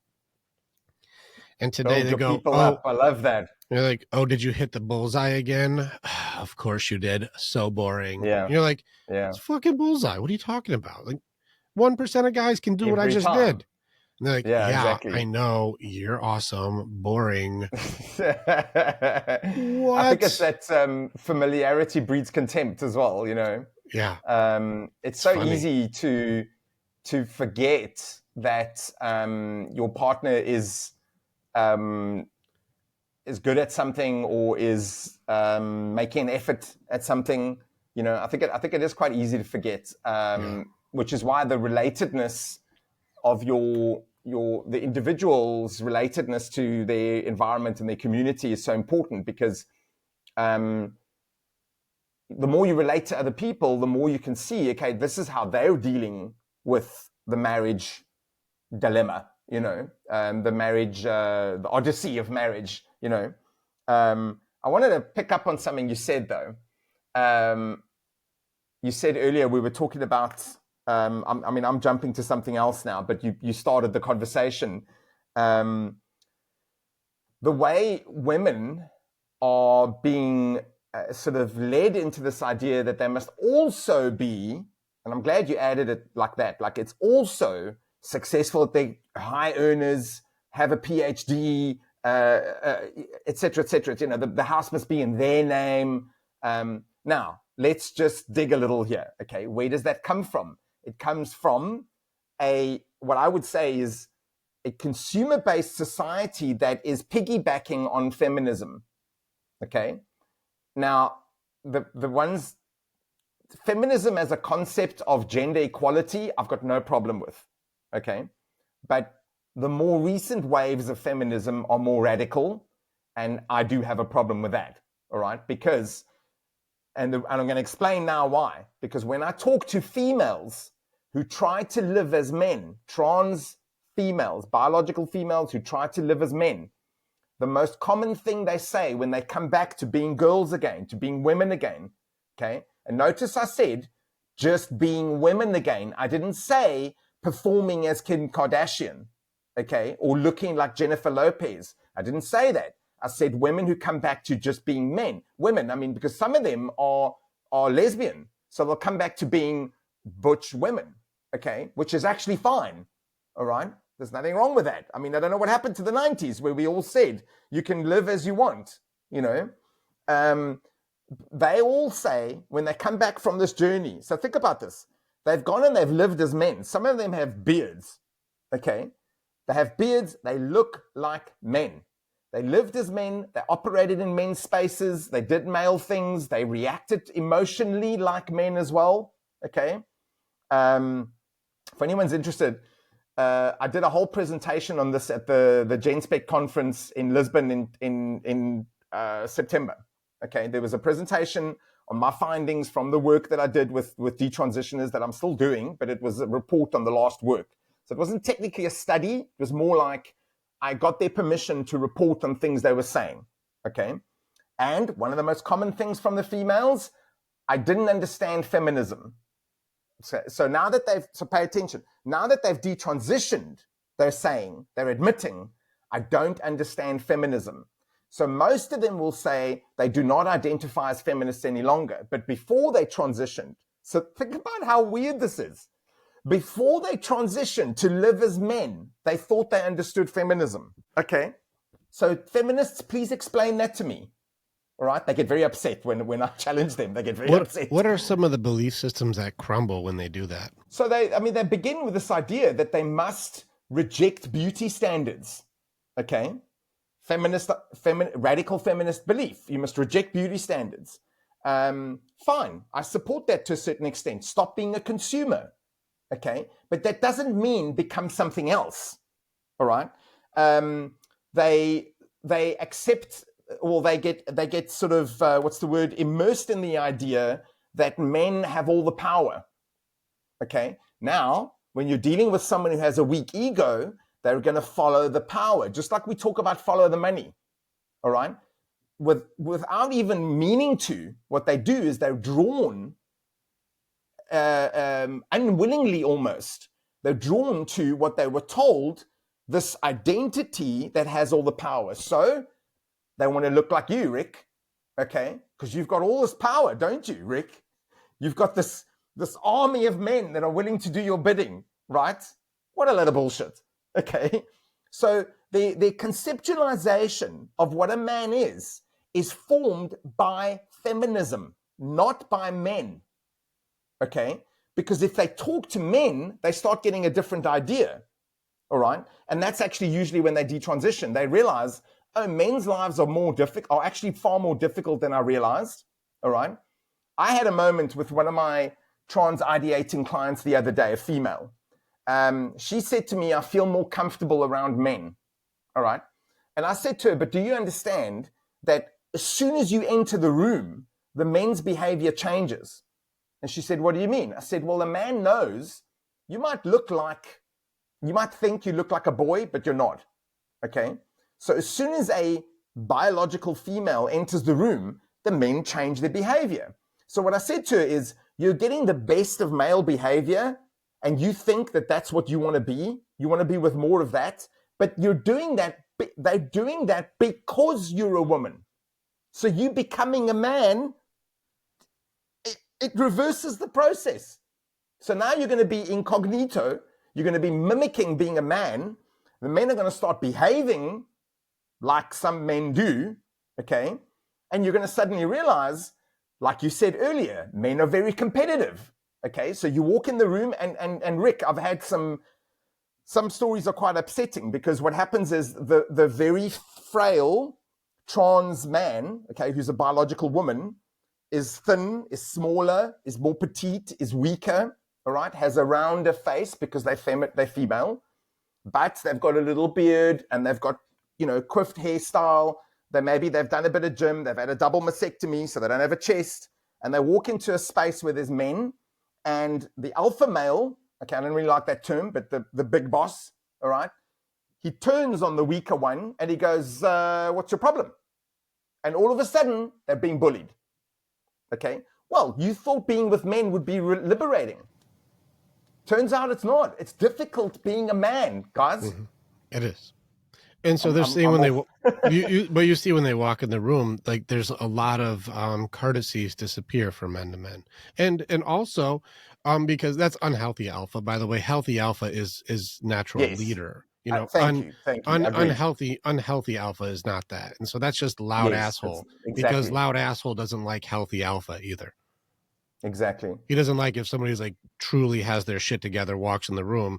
That guy who acts tough doesn't. He starts to either try to over embellish and then get exposed, or just backs down because a real alpha walked in the room. It's very noticeable, and so that's a different thing. Real alpha is different, and so that guy doesn't represent alphas. He's just loud guy or insecure guy because there's no need to do that, and so insecure guy isn't solid alpha. And so in which case, they're going to find out that is you better be bringing a certain level of competency and strength if you're going to come in here with bravado. And that overcompensation of bravado with a frail setup is not safe. Competency. Yeah, because you can't actually back up the bravado you're walking in the room with. And that does get attention. Because if I walk in like I'm Conor McGregor, and I walk in like I'm the baddest dude in the world, and you start going, I'm going to test that shit. Someone's going to check you. I want to see if you are. Are you really that tough? And they're going to test competency. Exactly. And this happens in every category. This is, in fact, and just so I can just sidebar this a little bit, even when people come into my group, I run a large group, and those guys who have to go, I've gone through therapy, I've gone into counseling, I've been to couples counseling, I've gone to shit, and you guys are a bunch of fucking idiots. I'm like, well, then you better ask me competency questions to see if I'm one of those. Challenge me directly right away. If I am not competent and you do not see my skill level is at the level that you would require, like, hey, I can learn from this one, don't work with me. If you think you're better than me, this won't work. So you have to challenge competency. If you can't bang with me, and you're like, damn, that guy kicked my fucking ass. I'm like, okay, I can learn from that guy.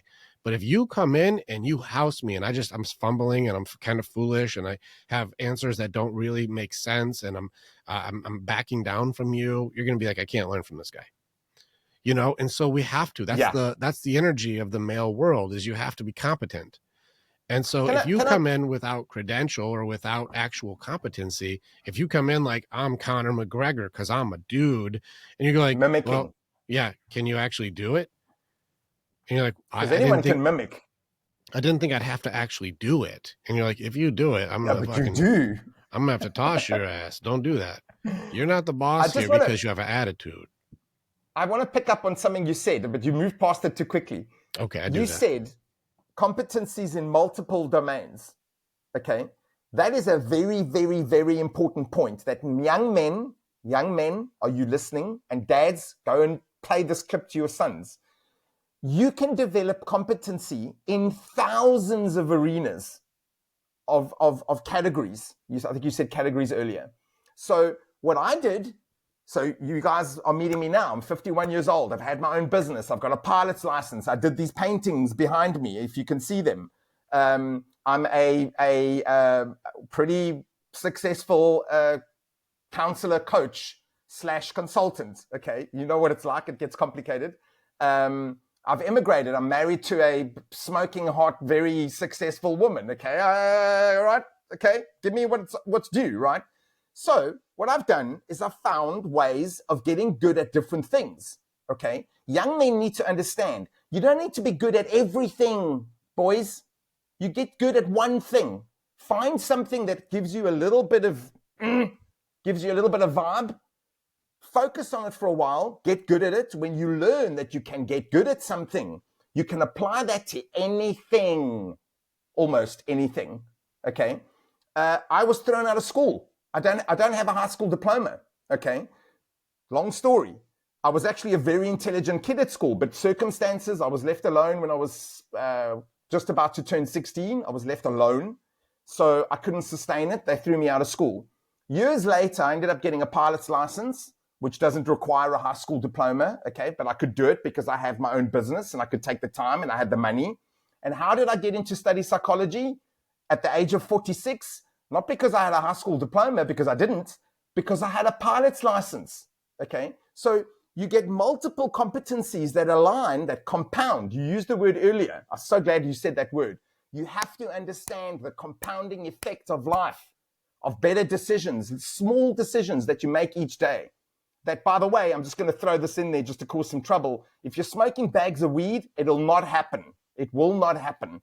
Okay. I'm not saying if you're smoking a joint or two now and then, but a lot of people, I deal with a lot of people, it's partly because I deal with South Africans, but weed is sold on every street corner in South Africa. And men in South Africa are super struggling in major ways because people don't know me. My year of practicum in South Africa was in the Suicide Crisis Call Center of South Africa, okay?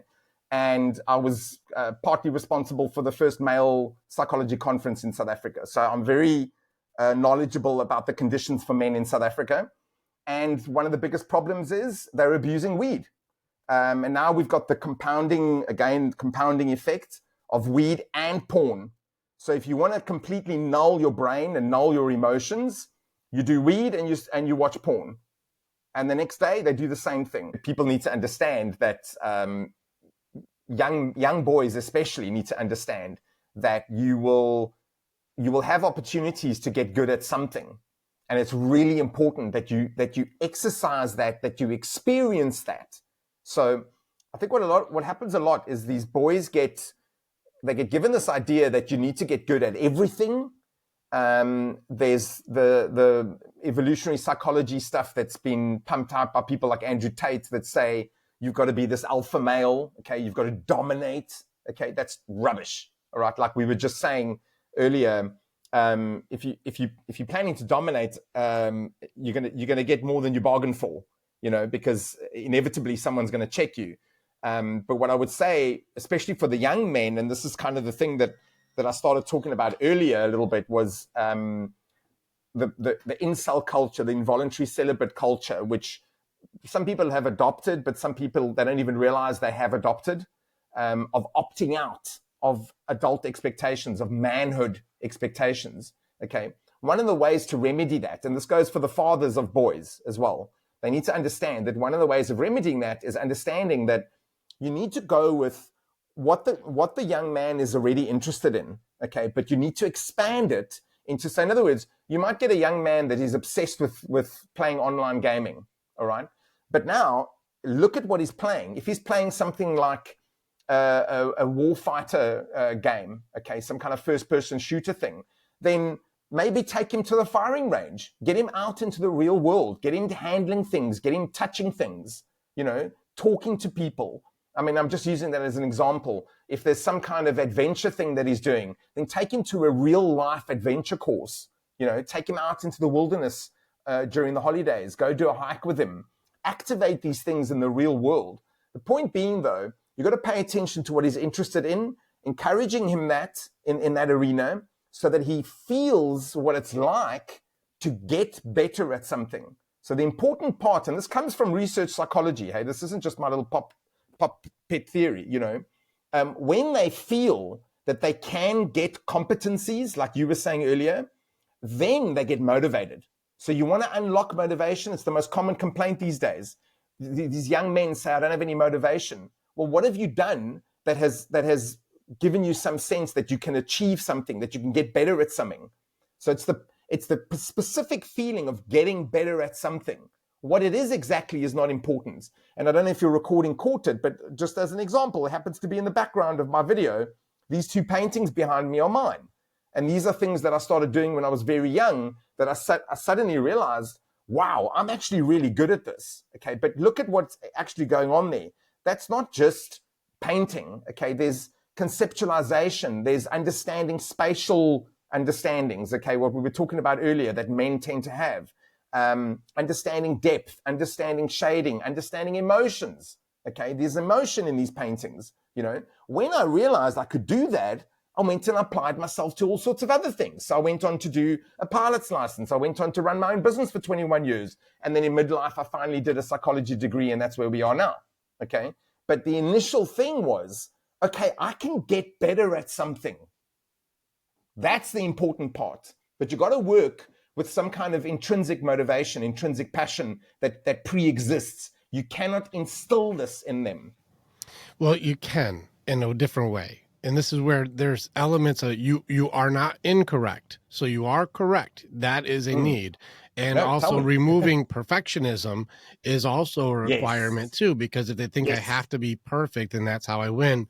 I actually threw an aphorism that I wrote into a group, and I would encourage anybody who's made it this far in, write this down and then break this down, because this is actually three parts that are very complex that seem so simple you may miss it. The aphorism I wrote is, do your best to be your best, and better is best.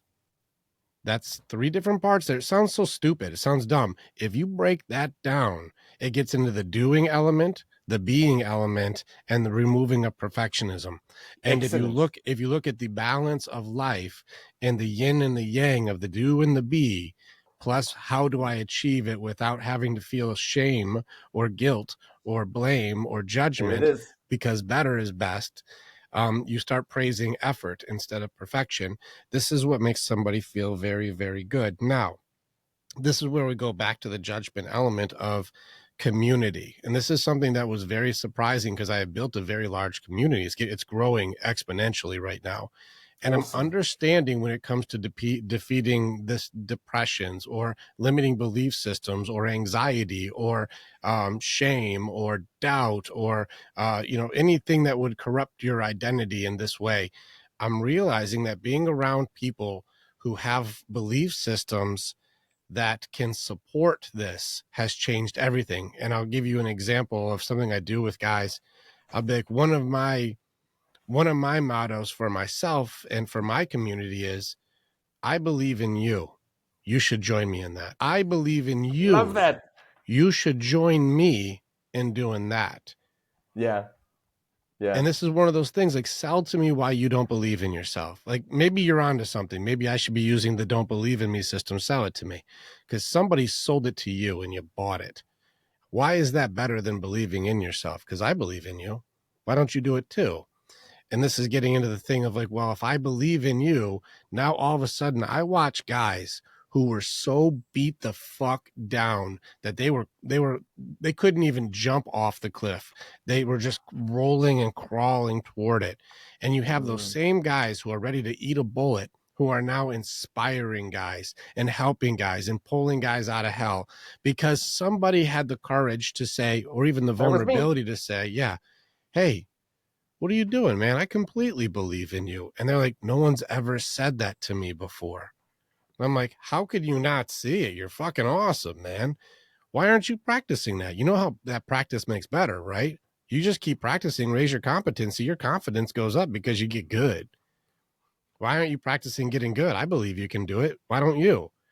And they're like, yeah, Better is you're right, best. man. Yeah. You're right. And if you're around a bunch of guys who are actually doing their own competency, men you Yes. respect, men who are also doing it, and they go, dude, you're badass. You didn't know? And they're like, no, I didn't know. They're like, yeah, dude, come hang out with us. We're going to go fly like eagles later. Quit hanging out with the chickens. And they Exactly. go, I can fly? I'm like, do you not know your wingspan is twice as big as everybody else? What the fuck? Yeah, of course you Exactly. can fly, you doofus. Let's go hang out. Come on. They're like, Yeah. okay, let's do it. Then we go hang and we're flying and we're doing cool shit. They're like, I didn't know I could dream. I didn't know I was Yeah. allowed to believe in myself. I didn't know. And we're like, fun as fuck, right? Do you notice how nobody's up here competing for this air? Everyone's down in the pecking order It's trying to yours. fuck around being alphas with the Exactly. chickens when we can just fly, and it's amazing. 100%. 100% agree with you. Can I throw something in there? Sure. The tragedy that I find is that a lot of fathers lost that somewhere Correct. along the line. Okay. And look, guys, men, our dads were messed up. Okay. Our dads were children of men who fought wars. Okay. They had an excuse. You don't have that excuse anymore.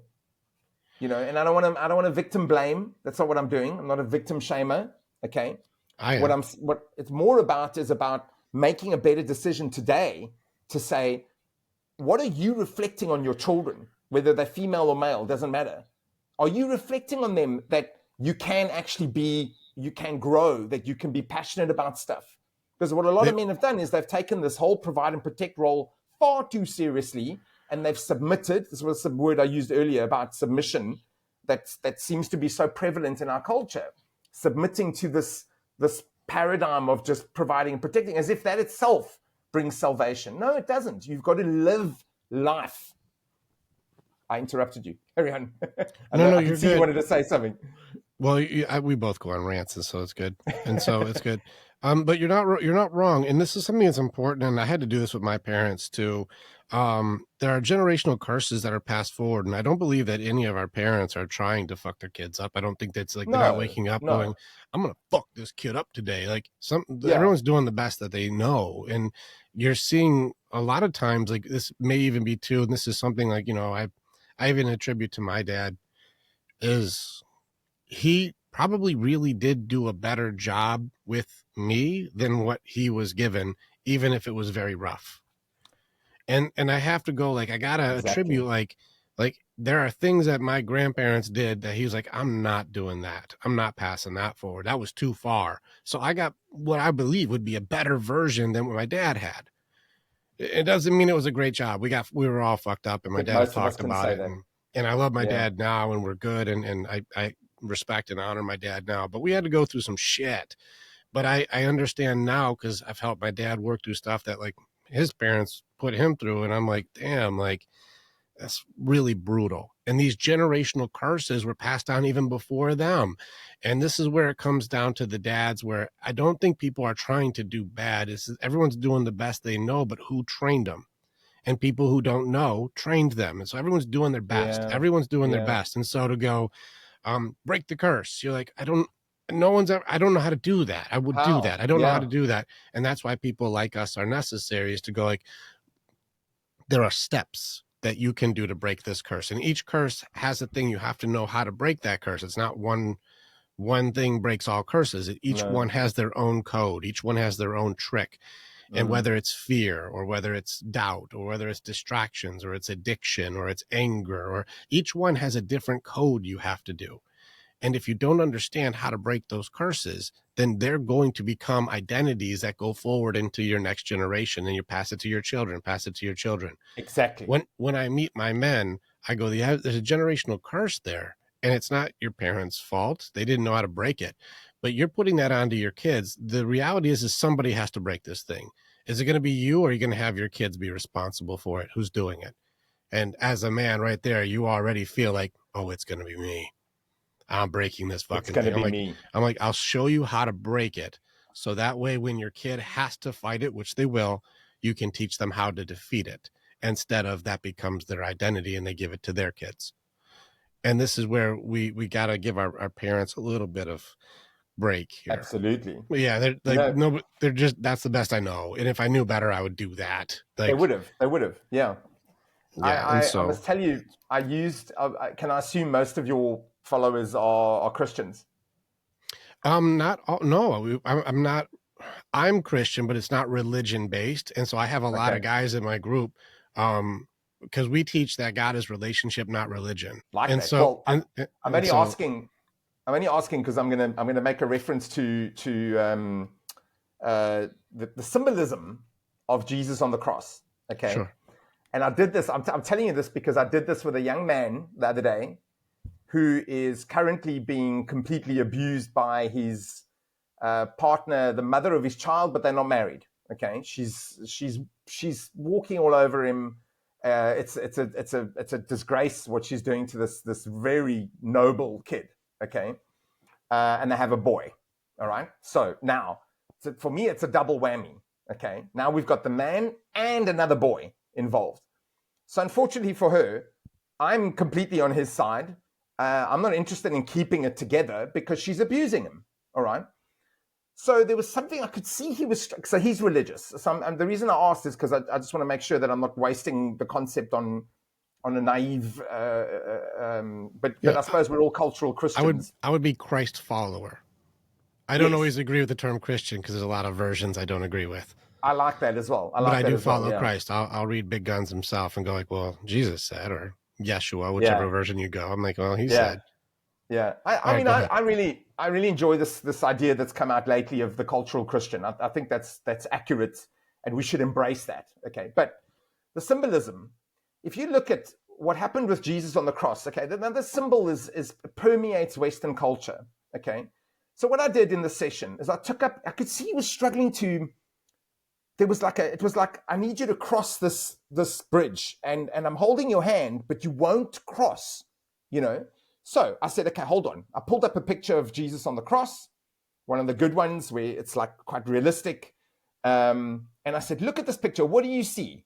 And he said, well, I see Jesus on the cross. I said, no. What do you see? A man being crucified. Okay. Now, the reason why the symbolism became, in my opinion, why this became so popular and so well entrenched. Okay. When something works with the psyche of man, with the psyche of humanity, it works. It gets accepted. Okay, the things that don't work with us, with our natural order of things, with our natural instincts, they don't get accepted ultimately. Okay, the reason this has got so well accepted is because if you look at the scenario of Jesus, the man, gets put on the cross, he sacrifices for the good of everyone. How many men are sacrificing for the good of everyone? Whether maybe not everyone. Like obviously, religion is being dramatic. It's saying he sacrificed, he forgave all our sins. Okay, but the symbolism of a man sacrificing himself for the others. Okay, that is what men do. Okay, we talk about male disposability. Well, that's true, but we need to work with that, guys. You can't just sit there and go, oh, well, men are disposable. Okay, no. Yes, men are disposable. So you need to make yourself indisposable. That's the mission. Okay. So what Jesus did symbolically is he made himself indisposable. Okay. He inevitably got cornered by his enemies. He got crucified. So he gets punished. That's a very important point. He gets punished for doing good deeds. All right. Because as they say, no good deed goes unpunished. That, by the way, ties to the gamma bias that I was talking about earlier, that when men do good deeds, it gets ignored. Okay. Broadly speaking, in the culture, men doing good deeds gets ignored. When a woman does a good deed, she's hailed for months. She gets announced as Woman of the Year and all sorts of things. Okay, although nowadays Woman of the Year is actually a man. But anyway, so the powerful twice part. now, by the way, twice there's been a woman. Woman of the Year has been a man. I didn't know that. Yeah. So the important part about what I'm saying is, so the man accepts that he's sacrificed. He accepts the punishment. Okay. He didn't fight on the cross. He got on the cross. He got crucified. He got stabbed by one of the guards. Okay. So he gets stabbed by another man. Okay. Then he gets taken. Now this is the important part. Then he gets taken down. He's not dead. He gets okay. Technically, in the Bible, he dies. Okay, but we know he's not dead, right? But wait, he gets taken down. He gets taken to the cave. He gets put in. I would use the modern sort of understanding that he goes into hibernation. Okay, he does a kind of self-isolation, or what's the other term that we use? When you go off to study and to learn, and then you come back. What's that term? I don't know, pilgrimage. I don't know what you're talking about. Like Something as far like as that. Yeah. So something anyway, men sometimes need to go away. Okay, we go to the wilderness, we go hiking, we whatever, and we come back better. We come back stronger. So it's very symbolic. He goes into the cave for 3 days. He then gets cared for and nurtured by the mother. Okay, by the feminine maternal power, the power of femininity. He gets restored, and what does he do? He ascends to the Father. He becomes the Father. All right. So when men understand that it's through self-sacrifice that you receive nurturing, and then your role is to become the father. Whether you're an actual biological father or not is not the point. It's not important. So there's too much fixation these days on, a lot of men will say, well, I'll probably never become a father, so I'm just going to opt out. Okay, That's absurd, because you can still follow the path of understanding that there's reward in some kind of sacrifice, okay? But knowing that that's leading to nurturing and caring and whatever that will come from, like, naturally in the system. So when I explained it to this guy, he understood that his journey is to look after his son, and that to complete the cycle properly, he needs a woman that can provide the nurturing, and the woman that he's with cannot do that. Okay, there's a lot of reasons why she can't do that, but the woman that he's with cannot do that. But if he finds a woman that can do that, he will be fulfilled, and so will his son. You know, so it's not so much about religion; it's just about the symbolism and why it's so powerful and so effective. It's clever to try to put that together that way. And the concept of, like, I have an entire list of guys go like, what do we do? And almost everything on the list is to serve others. And so you're not wrong with the service element. And even the concept of the way that God works is to say, I will sacrifice that which is most dear to me for you. This is the God that gives, instead of a God like in mythologies, like, Norse or Greek, which is Yeah, give me, takes. Exactly. take, or punish and destroy. And so Exactly. I see where you're going with this. And the men ignored, women praised, the accepting of punishment. I think there's a simple way to do this. And I've been teaching guys this for a while now. And it's something where you got to remember, this woman's power only comes from what is given to her. And I'm saying this strategically and literally. A woman can't take power from a man. And I'll challenge any of you. I'm stronger than every woman listening to this. And I'm not being a dick. Every woman No, it's listening to this, true. if I were to transition today, I'd be in the top 0.05% of women on earth. And I don't Yeah. even fucking compete for that. Yeah. But I'm strong. I can bench over 300. I'm fucking strong. I'm a strong dude. Jesus. And so Nice. like I'm not a weak guy. And so that would make Yeah. me an elite woman. That's not me being shitty. That just is.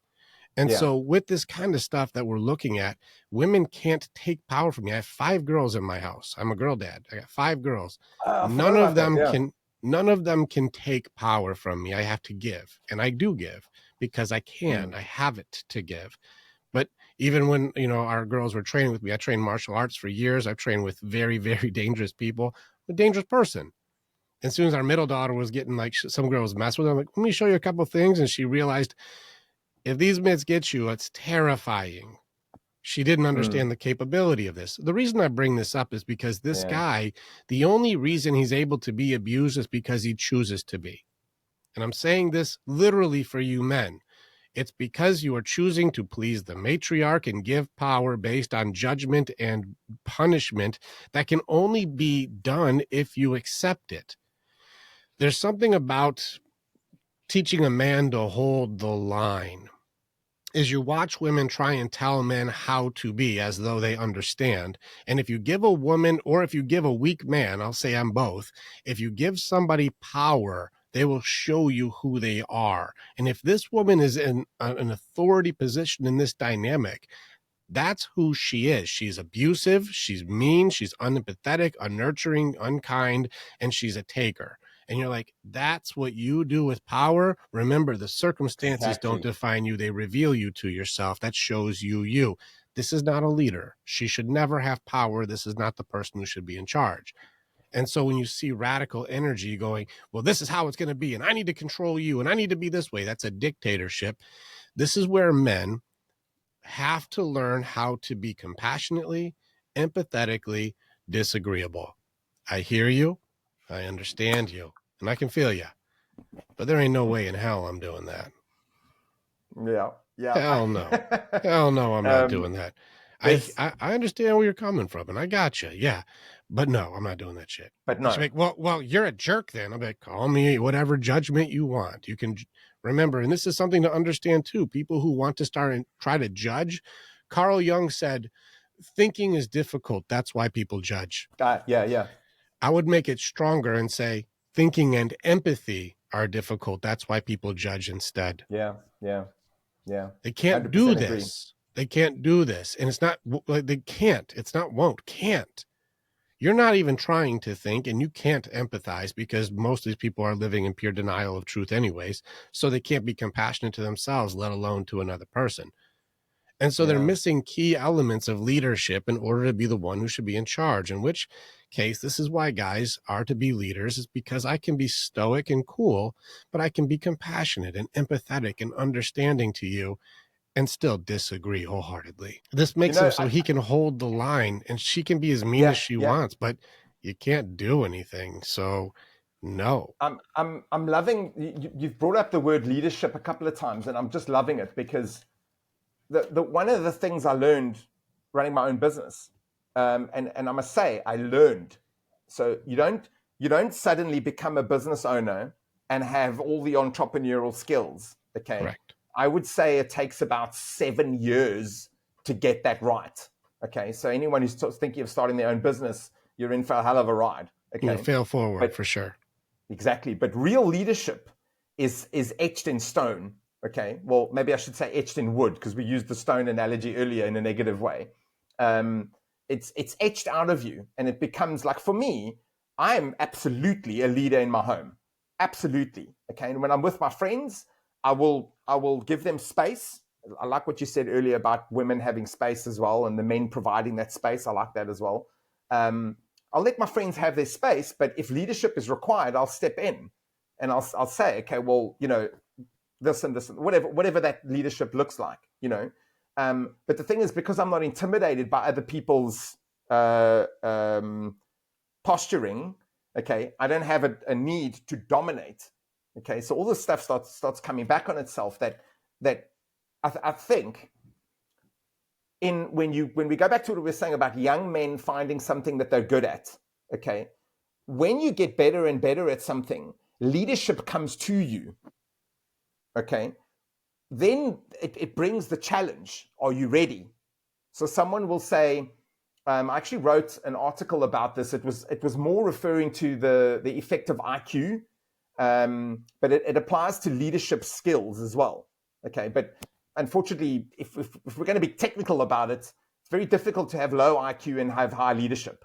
Okay, it's quite difficult. So my article was about understanding the struggles of people that have higher IQ than the people around them. Okay, wherever they are in the world, wherever circumstance they are. The point being that as you develop in whatever arena you're in, you're going to get recognized. Your head's going to pop up above the parapets, and someone's going to say, you're the next corporal or the next lieutenant or whatever it is. And you're like, oh, I didn't want that. I didn't want that role. Okay, so you get tested.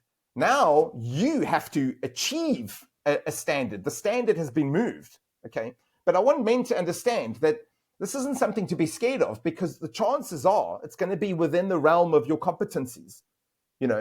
Well, it should be if you tailor it well in the beginning. So what happened with me, for example, is someone offered me the financing to buy my own business because I didn't have money. I mean, grew up very poor. So the opportunity was, that's leadership. You become the owner of this business overnight.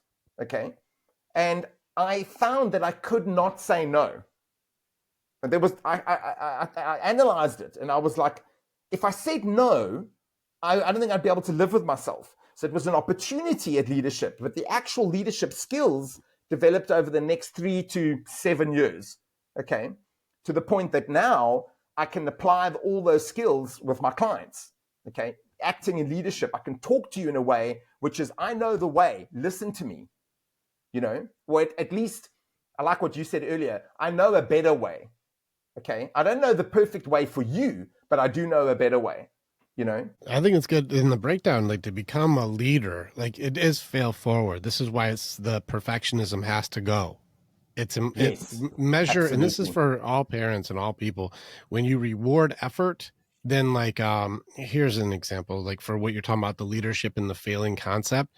Here, look, let's say the middle of this thing right here, this little dot, that's our target. We got to hit this little tiny dot, and we're going to shoot at it, okay?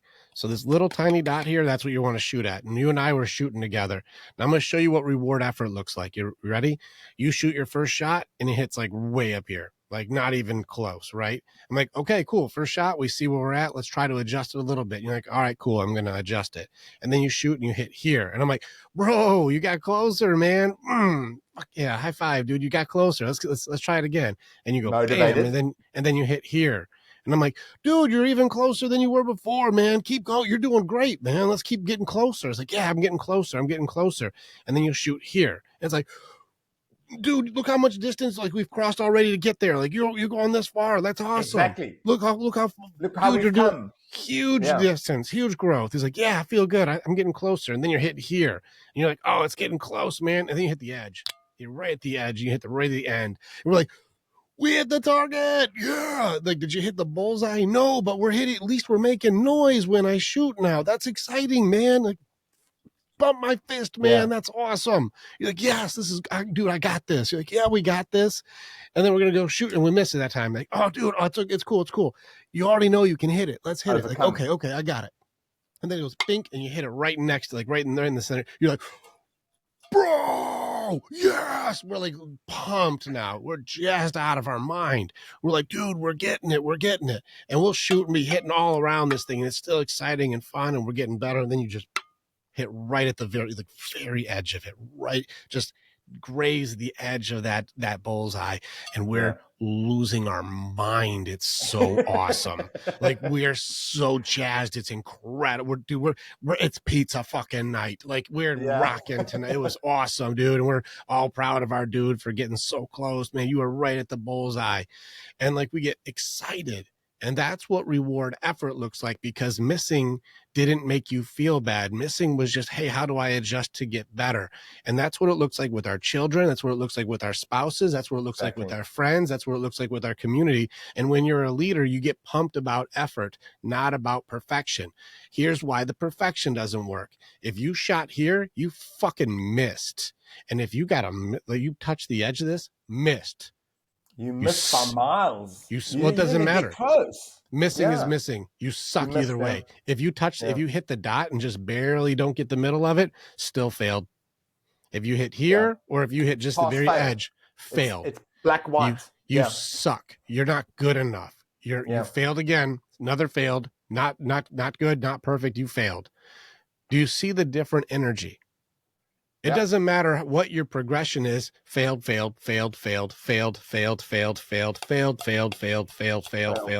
they've given up by then. Yeah. And by this point, it's like, well, then they'll do a doubt, dressed up as a rhetorical, which is like, well, what's the fucking point? What's the fucking point in trying? But if you actually use, I'm going to show you a really cool trick with doubt. If you leave the cadence there and say, what's the point? And then leave it with that like, feeling, you don't answer the question and it feels like it's answered. That's why it's rhetorical.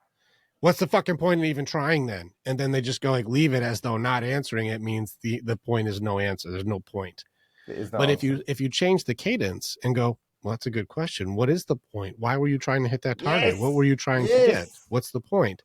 What were you doing? Well, if I were to do that, then I could have this, I could have that, and this would make me feel like this, and then I would be better, and I would feel good about this. I'm like, that's a very good reason to do it. Let's keep trying. If you leave the doubt rhetorical question unanswered, like what's the fucking point? It gives you nothing. But if you answer the question, it brings back inspiration. Just a trick for you guys. If you ever catch one of those, like, does anybody even give a fuck? I'm like, that's a good question. Does anybody care? Who cares? I care. Yeah. I believe in you. Like if you answer the question, it becomes inspiring. So anyways, when people start going for this target, if you base it on effort, it makes you excited even when you miss. It's still just fun because growth is the thing. This is for your leaders to understand. If you're praising effort and not perfection, everyone just keeps getting better. Remember, if you aim to do better, then like better is best. Perfection that's exactly what is a problem. Yeah. So now, that's why I said earlier. Remember earlier, the same thing? What if I'm like, hey, Angelo, I've been practicing this for 30 years. Do you see the little dot? Check this out. Boom, bullseye. You're like, whoa, fuck, dude, that's amazing. You're like, watch this. Bullseye. You're like, that dude, 2 in a row? Watch this. Is that bragging?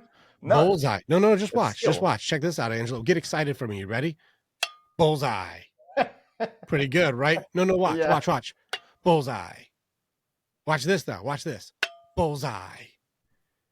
pretty exciting, right? Bullseye. Yeah. It starts getting like, let me guess, bullseye. Yeah. Yeah, Okay. Yeah. bullseye. Yeah. Yeah. Like I Yeah. get it. I get it. You got a Yeah. bullseye. Yeah. What else Bullseye. can you do? Yeah, no, no. I've been studying this for 30 years. I can do this though. Check it out. Bullseye. You're like, Yeah. dude, I get the bullseye. Can we do something else? But What? if you apply that skill to something else, Right. it changes. The novelty remains. What I'm showing is if you aim for perfection, even if I hit it every time, did you see Mm, how, like we talked about that earlier in relationships and you're doing everything right? This is why the leader needs to reward effort, not results. mm, When I go off of results, either I get it just right or I failed completely. There's no real win. And then if I win too many times, it's also not special too. mm. Do you see You know, that's a failed 100%. leader? It's a failed system. If I only go off of numbers, we forget that money, numbers, even relationships follow good Yeah. behavior. They don't lead.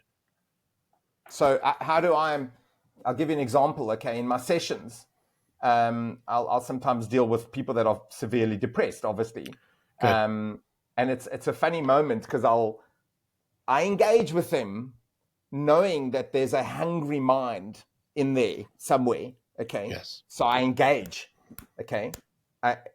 And with some of them, it can be exhausting because you've got to speak for 90% of the first hours that you spend with them. You spend 3, 4, 5 weeks with them where you do most of the talking. Okay. Mm-hmm. But there'll come a moment where I'll look at them, I'll look at their eyes, and I'll look at a moment and I'll say, I can see you're doubting what's happening here. But what you don't see is what I see, which is the progress. Okay, like you were showing on the screen there, the progress. All right. And this is where I really catch them. I say, do you realize you're always on time and you come to every session every week? Okay, you're hitting the target. Right. It's not to go back to your analogy. It's not bullseye. You're not thriving suddenly. Okay. But that's not the point. You're getting closer and closer and closer. You're starting to engage with me. One of the most amazing things, and I'm sure you've had this feeling, the most amazing things is when you spend weeks with someone and then they themselves have an insight. Mm-hmm. And you're like, yes, now they see. That's And the once job. it starts, it's almost like the engine switches on. Yes. They come back the next week with another one, and the next, and then the complaints, we call them complaints that they bring to the session, get much deeper. They get more philosophical and more interesting and more meaningful even. Which gives you the opportunity to do more powerful reforming. Yes. It's a lot of fun to do it, and like it's masterful. Yeah. That's why I tell you, like, give me anything. We do I have a group call in 30 minutes. You can even listen in if you want, but all the guys come in and it's called a phalanx. So if you ever seen the movie 300, it's all the shields locked together protecting each other as a shield Oh, wall. yeah. That's a phalanx formation. And so we create a phalanx formation and go, what are you guys fighting so we can fight it together? It's a lot tougher to fight the shield wall than just one warrior. Yeah. And so I go, what are you battling today? And if it's depression, for example, you're like, man, I'm really down on myself. I'm like, you're down on yourself. I'm like, what's the I am statement that you keep cycling? He's like, I am not good enough. I am a piece of shit. I'm like, okay, I see that shame system we talked about. Oh, somebody put some shame in here. I'm like, let's go ahead and fight that together. Let's go ahead and let's challenge it. Because rule number 7 in the Warrior's Creed is we challenge everything, even me. You challenge everything. Good. And I'm like, well, let's challenge that. Let's see what that is. I am, well, that was put in there by somebody, which means it's actually not yours. We can agree to that because little kids aren't born with that. So that had to get put in there. Yeah. You don't see like a 3-year-old go, I'm a piece of shit. Like that has to be taught. That had to be taught. Somebody put a belief system in there to make you feel you're not good enough because exactly. Where did this come from? And let's see if it's true. Let's go ahead and challenge this. And so we'll go through and found like, oh, it's my mom who said that, or my dad, or my best friend, or my ex-girlfriend, or my ex-wife, or my teacher. Like somebody added that. Somebody put that in there. You're a piece of shit, or you're worthless. You're not good enough. And then I go, okay, let's challenge this a little bit. Does that seem true or not true that you were just born a piece of shit? And they're like, it doesn't seem true. I'm like, it So doesn't. It ridiculous. doesn't really seem likely. It seems like somebody added a judgment to you. Let's think about that. Yeah, so that's interesting. Do you see it? Do you see where that is? They're like, yeah, somebody did add that in there, didn't they? That's fucked up. I'm like, Yeah, it is a yeah, little fucked up. The reason that we do this awareness is because it's not about win, lose, good, bad. It's about you're leveling up. Did you know that you're able to catch these? Did you know that you're catching belief systems now? Did you know we're yes, challenging belief systems? Did you know you're doing this? And I'm teaching you how to fish because there's probably like 50 of these I am statements that need to be yeah, removed. But if you learn yeah. how to do the system, well, now it just becomes You can do it for systematic. You're like, yourself. hey, I found one in here that says I'm not good enough. I'm like, cool. Compared to who? They're like, no. I'm like, well, that's weird. How can you be not good enough compared to nothing? Seems Yeah, like you're the fucking best then if we do it by that standard. They're yeah. like, yeah, I guess. Yeah, there's not good enough to what? Yeah, you're right. I'm like, I don't think that's yours, dude. If you don't even know what you're talking about, how can it be authentic? Exactly, Yeah, that doesn't seem exactly. right. You can't And that explain it. quickly, just reframing, like, let's look at that differently. It makes us, congrats, dude. You just leveled up today. You found something and you're Yeah, challenging it. You're like, yeah. yeah, I'm gonna write that out because that doesn't seem right. I'm like, it looks like you're onto something. It looks like you just got stronger, man. You just got You know, closer to the target. there's something I've used a couple of times with people that are suicidal. Sometimes you've got to be a bit creative. Yes. But what I'll say to them sometimes is, you know, if you understand how vulnerable you were for the first, what, 18, 16 to 18 years of your life, the first 16, 18 years of your life. Mm-hmm. I mean, the first 12 years of your life, you're an amoeba, okay? You're dependent on Sponge. Yeah. adults. If an adult has a bad day, you're in deep trouble, okay? And a Right. lot of adults, by the way, it works in reverse as well. A lot of adults have forgotten what their children feel like when they start being unstable and unpredictable, okay? It's terrifying, guys, for your children. So snap out of it. But anyway, that's a different issue. But when you go back and you think, um, you were this thing, okay? You came out and you dependent on everybody. Someone fed you every couple of hours, okay? Somebody kept you clean every couple of hours for years, okay? Then they educated you. They kept you warm and safe for years, okay? You survived childhood. Can we just take a moment, okay? You are, by definition, in the history of living creatures, a winner. Okay, you're alive. Okay, and by the way, whatever age they are, I said, how old are you? Well, I'm 54. You survived another 40 whatever years. You know, you're a winner. So yes, you're having a bad moment. You've got some maladaptations. You've got bad habits. You've got things that didn't turn out well. But let's just be focused on there is life and then there's no life. Okay, and you've survived childhood. I mean, it always brings a bit of it, like what you're doing right now. You're smiling. We all know that surviving childhood was actually hard. Okay, I've Mm-hmm. joked sometimes if they're amenable to it, I'll say to them, we survived puberty because puberty was It's a mess. terrifying It's a for many mess. of Yeah. us, you know. But you know, I wanted to say that thing about the why some men, some of the males that I deal with, want to transition is exactly because of what you said. It's this escapism, where people will stop asking them performance-based questions. They'll stop challenging them. So the men who want to transition, what they're doing is they're doing this binary black-white thing, like you were saying earlier about missing the target. Oh, you're a failure. Well, now all of a sudden, if you can't be a man, capital MAN, then failure. Okay, so somewhere along the line, they were told you either pass or fail. Mm-hmm. So if they're failing at being a man, it must mean that they're a woman. Okay, Interesting. as insane as that sounds. Yeah, I haven't seen that. That's interesting. But that's what they say. I'm telling you, that's exactly what they say. So the Hmm. detransitioners have insights because they've come out of it, and they'll say, well, I felt like I wouldn't be a good man, so I thought I'd be better off mimicking being a woman, you know? Interesting. And then another point I want to throw in there, I just love what you were saying about how you change the tone of the statement.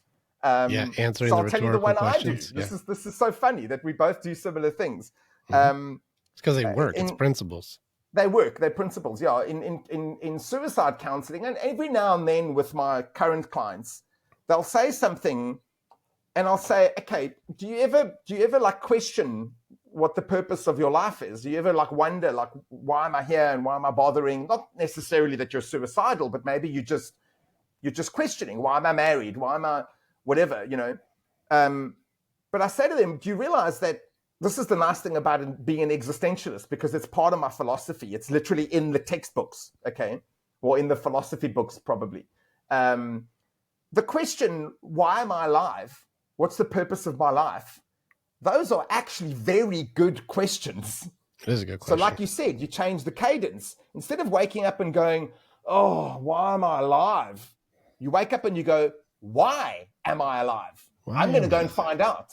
I'm going to Yeah. get up and I'm going to go and find out. Yeah. That's the mission. You know, I keep It's using the word mission. no, it's correct. I put people on mission every day. Um, I like there's three pieces here that you're doing that I also do, and I love that we keep catching, like, I just say it different, and I think that's important to understand that, like, there's so much opportunity to do the same principle with your fighting style, and so, like, yeah, we do the same principle, we just do it in a different way, which is why it Yes. works, because you gave reassurance and understanding, purpose, and then the other piece that whenever I have suicide calls is belonging. They don't belong anywhere, and so when you're isolated with no contribution, they're not doing assessment of the survival rates. They're not doing it. Also, the survival Yeah. rate thing helps beat anxiety, which I can show too. But you're not wrong with going, like, do you know what your survival percentage is? Like, it's 100%. I'm not dead. You're like, Exactly. you have a perfect score, man. That's fucking incredible. What And about your ancestors? do you have more resources now to handle Than you things than when had? you were a little kid? They're like, yeah, and you survived that shit. So what are we worried about? Like, you got this, dude. Exactly. And then, Exactly. yeah, it's purpose and belonging is whenever I have a suicide call. And I go, like, dude, you should hang out with us, man. We want you around. And, like, I got Yeah. something for you to do when you're hanging with the boys. You're going to love it, man. It's a lot of fun. Like, really? I'm like, yeah, dude, come and hang with the guys. And then when they get welcomed in, like, at first they're like, I'm going to kick my own ass. But when you're with a bunch of competent, badass dudes who are like, dude, you're fucking awesome. Quit doing that. And, like, I am? They're like, yeah, dude, quit making it. You're making it weird. Quit Yeah. doing that. And like you said, we're going to kind of do this like shame thing, like shaming you is shameful. Let's build you up. It's way better. And like, Yeah. that's what's funny is, like, we make it weird to kick your ass because we got too many other things to kick ass on. So come join us with kicking Exactly. ass because we believe in you. Exactly. You should join us with that. Yeah. And there's something to that. So I can take a guy who's like, I'm ready to end it. And within 20 minutes, we're laughing and we got cool stuff to do. And it's because I Yeah. understand its purpose and belonging. And if you can go like, dude, you're just not hanging with the boys. You're one of us. Come hang out. And like, Yeah. really? I'm like, yeah. That's why I told you Yeah. community is really changed the game for the way we do this. Mm. Because like having guys who are healthy, that most guys never had a healthy mentor.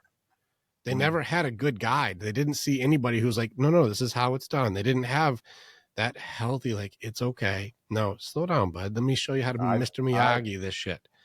that's what I And that's how I grew up. My father was totally dysfunctional. My brother's still now totally dysfunctional. mhm, My impression of men at the age of even right up till I'd say 16 was they were violent, dangerous, unstable, and predictable creatures. Because, like I say, they were overwhelming. They were always bigger than me. This might sound a bit weird, but my father and I had a fist fight when I was 15, mhm, and after that, it was quite emotional at the time. It was quite bad, but after that, I realized, hold on, I actually have power because I resisted him. When I was younger, he always overwhelmed me, you know, and my mom and my brother. But that sort of taking back some of the power, and I'm not encouraging people to go smack their fathers. That's a very, very bad idea. He came at me first. Okay, he was a violent man. sure. Although that was the last day he was violent. He never did it again.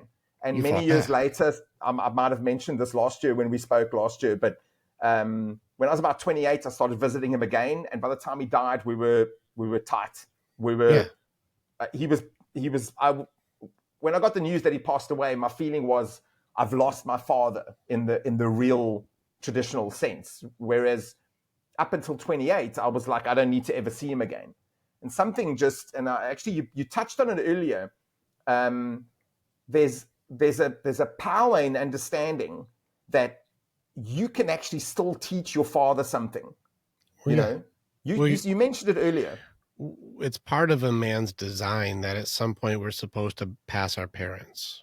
Like it's part of Yes. a right of manhood that at some Yeah. point there'll be a topic that you've studied or you understand or you've experienced or you've done. And that's part of your competency. You were saying, like, I've done things and I've practiced things and I've studied and Yeah. I've talked to people and I've been around. And then you'll start talking to your parents, both parents or all parents, if you have step parents too. And there's a point where you're talking to your parents and you go, wait a second, I think I know more about this than you do.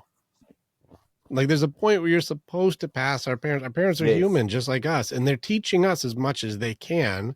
So at some point we have a But you higher will pass them. platform to start with, so that way we can go past them. And that's for every coach or mentor is supposed to be. At some point you're supposed to pass your mentor. That's the reason you have a mentor, is you can skip all the years they did it the hard way. So that way I'm Exactly. here and now I can go further. That's the point. And I think people don't realize, like you said, I had to challenge father and then realize my competency was higher than I thought. And now I realize that I can actually pass my father.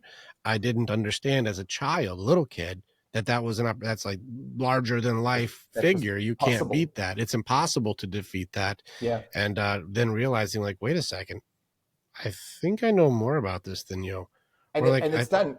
hmm, Interesting what we both did there. It's based on competency. It's not based on power. correct. Yeah. Very important point. Do better. You can do better, get better, practice. Yeah. It's important. That's why I said, do your best to be your best, and better is best. If you understand that sentence, you can you can do a 2-hour training on that sentence. Yeah. Yeah. It's pretty stuff. And this is the stuff where, like, are you aiming for better?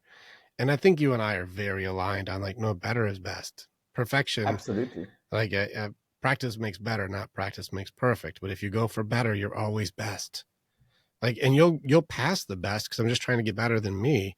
And you're like, how did you get so good at this? I'm like, I just kept trying to get better.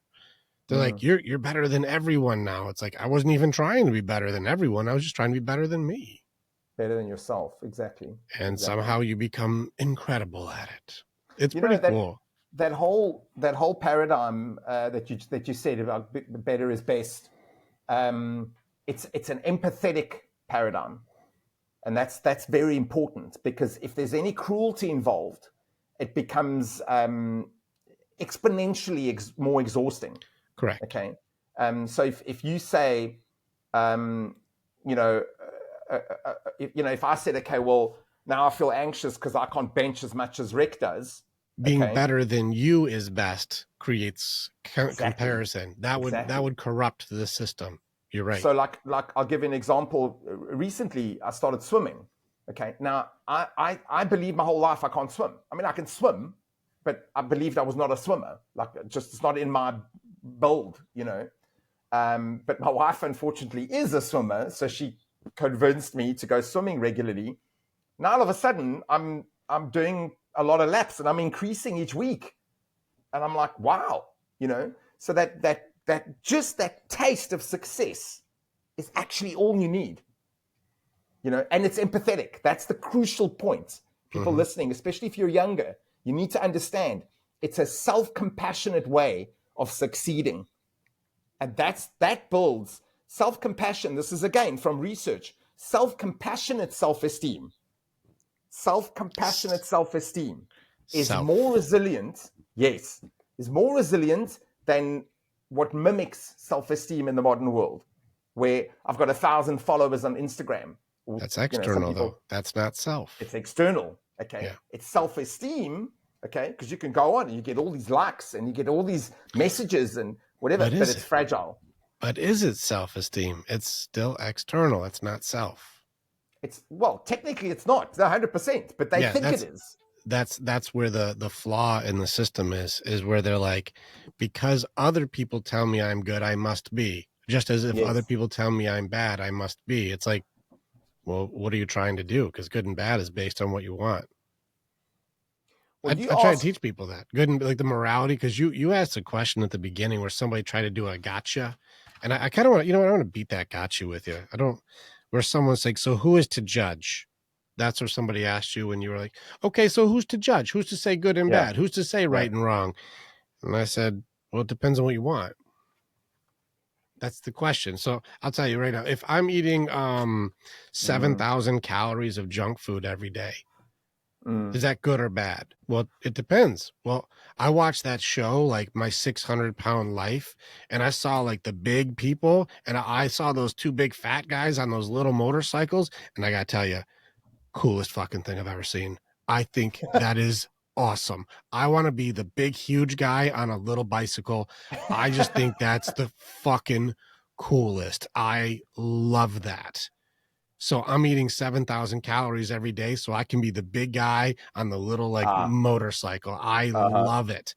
So is what I'm doing good or bad? Well, based on mm, my goal, well, it looks like it lines up with your goal, man. It seems like that's right then. But if I want to I want to be very healthy, fit, and I want to run a marathon and I'm eating junk food and all these things and it's just making me lethargic and not feel good. I'm having a hard time with it. Is it good or bad? mm-hmm, mm-hmm, Well, that would be counterproductive. So that would be bad. That goes against your goal. That doesn't go with your goal. And this is where it turns into like, well, good and bad is based on what is it you're trying to do. Well, I want to have a healthy relationship. Well, being abusive isn't going to do that. So maybe you should stop controlling your partner and maybe be a little more accepting and exactly, understanding, exactly, and like this is where, well, what's your goal? Are you trying to get a divorce? No. Well, then stop doing things that give divorces. exactly, Maybe we listen a little bit instead of try to exactly, control. yeah, It's yeah, it's these elements that's very interesting to watch people do is the answers are sitting right in front of us, but they're all self. It's inside. It's an mm, internal answer. And I really enjoy like the directions that we go. I think that like this is a funny thing that you and I both do because you do this too. I'm writing it down as you talk. I love that we say things that are incredibly deep that are easy to pass by. This conversation has been a few hours, and if you really broke down like the conversation in it has. pieces, you could do probably an entire year's course of training and understanding off of just the conversation we've had today. I hope so, yeah. You really could if you break down like listen to the principle that Angelo just said. If you take this It's a piece and principle, break this yeah, down, we can talk about this for an hour, and that's a very understand it, useful thing. Now, here's the mm, thing Rick just said. That's very important. Now, if we expand that, you can see how this applies to your belief systems, and you can use mm, that. Well, you could break this conversation down. And if you understood this conversation in depth, this has beaten multiple elements of shame, doubt, loneliness, isolations, yeah, transgender dysphoria. We've gone through things that are like, do you see? It's right there for you to be able to have what you've always wanted. But good and bad has become relative based on the judgments and shame and opinions of others who you have to give power to in order for them to control or rule over you. And simply saying, I disagree makes it so you take your power back and you allow back, yourself the space to be authentic yes, again. And your yes, authenticity is important to understand that it doesn't matter what the world will try to convince you. You were not born a mistake. You're not born in the wrong body. You're not born in the wrong brain. You're not born wrong. the wrong sex, One of my the best wrong friends height, and sister, we had to fight transgenderism because she's lesbian and was taught that she was born in the wrong body. She's very, very boyish, but still through us working together has found God and connection, has found purpose and belonging, has good, found love and connection. And this is one of my homies. This is one of my people, and no longer hates themselves because of the judgments that they were brought upon in the world, and now that's loves the themselves goal, yeah, because they are not a mistake and they are deeply loved. And this is a yeah, part where I say purpose and belonging. And so I have these people in my world, and they are still loved for being who they are. And this is where I think people have to practice the acceptance element. If people are going through hard things, and instead of judging, shaming, hurting, ridiculing, blaming, maybe have a little mm, bit of empathy and go, that's not a bad person, that's a hurt person. And I exactly, think it's going to exactly. change the filters that we're using. Yeah, if I could just add, like, I don't want anyone to misunderstand when I talk about trans and detrans people. The work that I do is because I understand the reason why people transition ultimately is because they want love. Mm-hmm. Okay, but Correct. it's a misattribution error. There's some elements of it that we call the target error. You were talking about like the obese guy on the motorbike or the healthy guy that's going to do a triathlon or something. If your target is wrong, it's gonna distort your behavior. So you have to understand the target. And what's so fascinating for me that's come from the work that I've done with these detransitioners is they all wanted more love, acceptance, respect, whatever, love. Okay, that's what they were actually after. So often what I've got to do is I've got to kind of help the parents express love without judgment, without the condemnation, you know. So yes, you don't approve of your child transitioning, but let me help you show them that you love them, and let's help them find the skills where they'll be able to live with themselves, you know. It's tough, um man. I want to point something else out Oh, go ahead. so, okay, you go. Well, your answer's right. This is what's so tricky is you are correct. Like your skills are noticeable. You are correct. It's a really tough tug of war right now because like you are right. Research and all these answers and solutions are correct, and you are right. But the fight on this thing, I just had a talk with a young lady who's 14 and she has changed herself into being very manly. She's a beautiful girl, but is now Mm, being convinced to be more boyish under the mm, flag and guise that um, guys are going to try to get her. They're going to try and mm. they're going to get her. They're going to try. She's vulnerable. She's a target, and she's going to be gotten. And I'm Yeah. like, is anybody doing that? Like, no, but I've heard that it happens. And so I'm going to change Mm, my name to boy. I'll be changing my identity and title to he mm, or him, mm. and I'll dress more manly so that way I'm not sexually A vulnerable. target. Yeah. And I'm like, is this happening? Like, well, I'm just going to go ahead and get ahead of it and prevent something that's never happened from happening It's to me fear. just in case. Correct. And that means the entire armor system is built on fear, but you can't convince them of that because it's very obvious to you and me. It's like, this is a fear-based protection system, which means it's completely fabricated based on an imaginary reality that doesn't exist right now. That's Yeah. not happening. There's nobody trying to get you. And if anybody was, your dad's right there, fuck them up. So like there's a strong male around. And so that's not a thing either. And it's very difficult because while you are correct to be able to get them to see it, because there is a conditioning that happens way more than the Mm. reality, is that you're going to be gotten. You're going to be gotten. You're I've been vulnerable. told that every day. They're going to get you. They're going to get you. They're going to get The you. You're men like, are going to get you. yeah, the men are going to get you. And like, this is where it's interesting is that like, there is a massive, far bigger majority of men that are protectors than the getters. Like this is a tiny percentage of guys that when good men are around, that shit doesn't fly. No, And no. there's more guys who protect than guys who try to like to be these getting guys. Let's put some numbers to that. Okay, 1% of the population are psychopaths or sociopaths. Mm-hmm. 1%. Okay, there'll be maybe another 2% that are perpetrators of some kind of violence against women. Okay, the problem is, and this is just to balance this. The problem is they offend a lot. Mm-hmm. That's the problem. So there is a problem with men abusing women, but it's usually the same men. It's not all men. Okay. This is something that gets argued in public. So It's you know we very can. true. But that I would wanted then to. mean 97% of guys are not the guys that you're talking about. No, And no. that's why I tell people, I'm like, how many guys did you walk by that did not hurt you in Yeah, your life? How many guys have yeah. you walked by that didn't hurt you? And your Like, I family, don't know, thousands and thousands. I'm millions. like, Yeah, yeah, yeah, that's how many guys don't do that. yeah, You're worried about that one guy who's going to yeah. maybe someday get you. But how many guys are like, I don't do that? Well, look, people should listen to you, and they should read someone called David Buss. He's one of the fathers of evolutionary psychology. He writes about bad men. I mean, one of his books is literally Bad Men, and Mm-hmm. he explains this all in detail. But look, there's the dark side of this topic is there's other girls who are raised that don't understand that there are malevolent men. Okay, Yes. so there's a phenomenon that happens in girls between, I think it's 16 and like 24. It's a phenomenon that's actually studied. They seem to have no capacity to recognize psychopathic men. So this is why you hear about these otherwise very intelligent girls with Are you dangerous talking men. about because they were sheltered? Usually there's no explanation or exposure to the reality of Probably. like there's bad Yes. things out there. Sheltered. And if Yeah. if you do shelter without because it's better to have exposure with explanation than it is to say shelter for Yes. protection. And so Yes. they're going out with no training and no awareness. Yes. And so it's Yes. kind of like going like, hey, look, a doggy. And like, no, that's a fucking wolf. Don't fucking pet that one. Doggies are Yeah. nice. It's like, Yeah. no, that one's gonna fucking get you. Like Yeah. there's no understanding that there are wolves too. There are dogs, and there's a lot of good dogs, but sometimes Yeah. there are coyotes, and there are wolves, and there are bad dogs. Like, and so Yeah. you don't go pet all the dogs, or you will get stitches or hurt Exactly. really bad. And so, Exactly.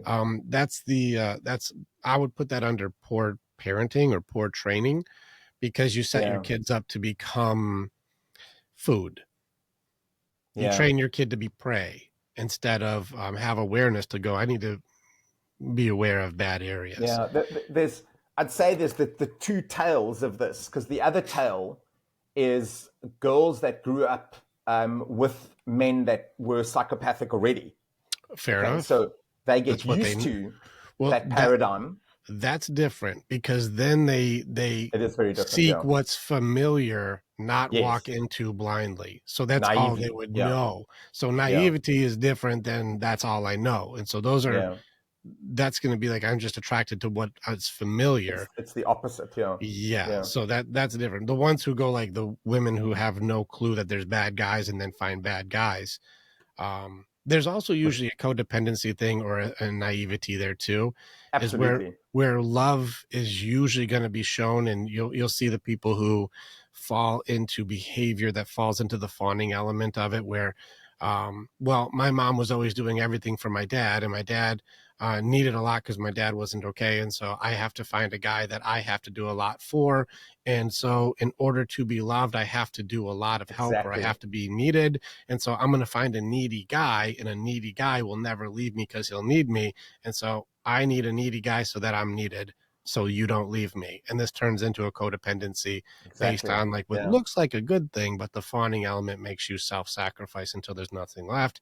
Unfortunately, that's the bait for narcissists. And that's why you see the super nice Mm. girl end up with the narcissistic guy, or vice versa, the really nice guy with the narcissistic girl, is because the needy bottom feeders, the ones who prey on the ones who needs me, who needs me, they're like, oh, look at this low hanging fruit.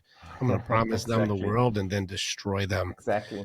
and that's they'll isolate them and then take everything they've got and then destroy them while they're alone. And Yeah. this is a big part of just low awareness of understanding that if you're shopping in the rescue department instead of premium, you're probably going to get some really fucked up strays. Exactly.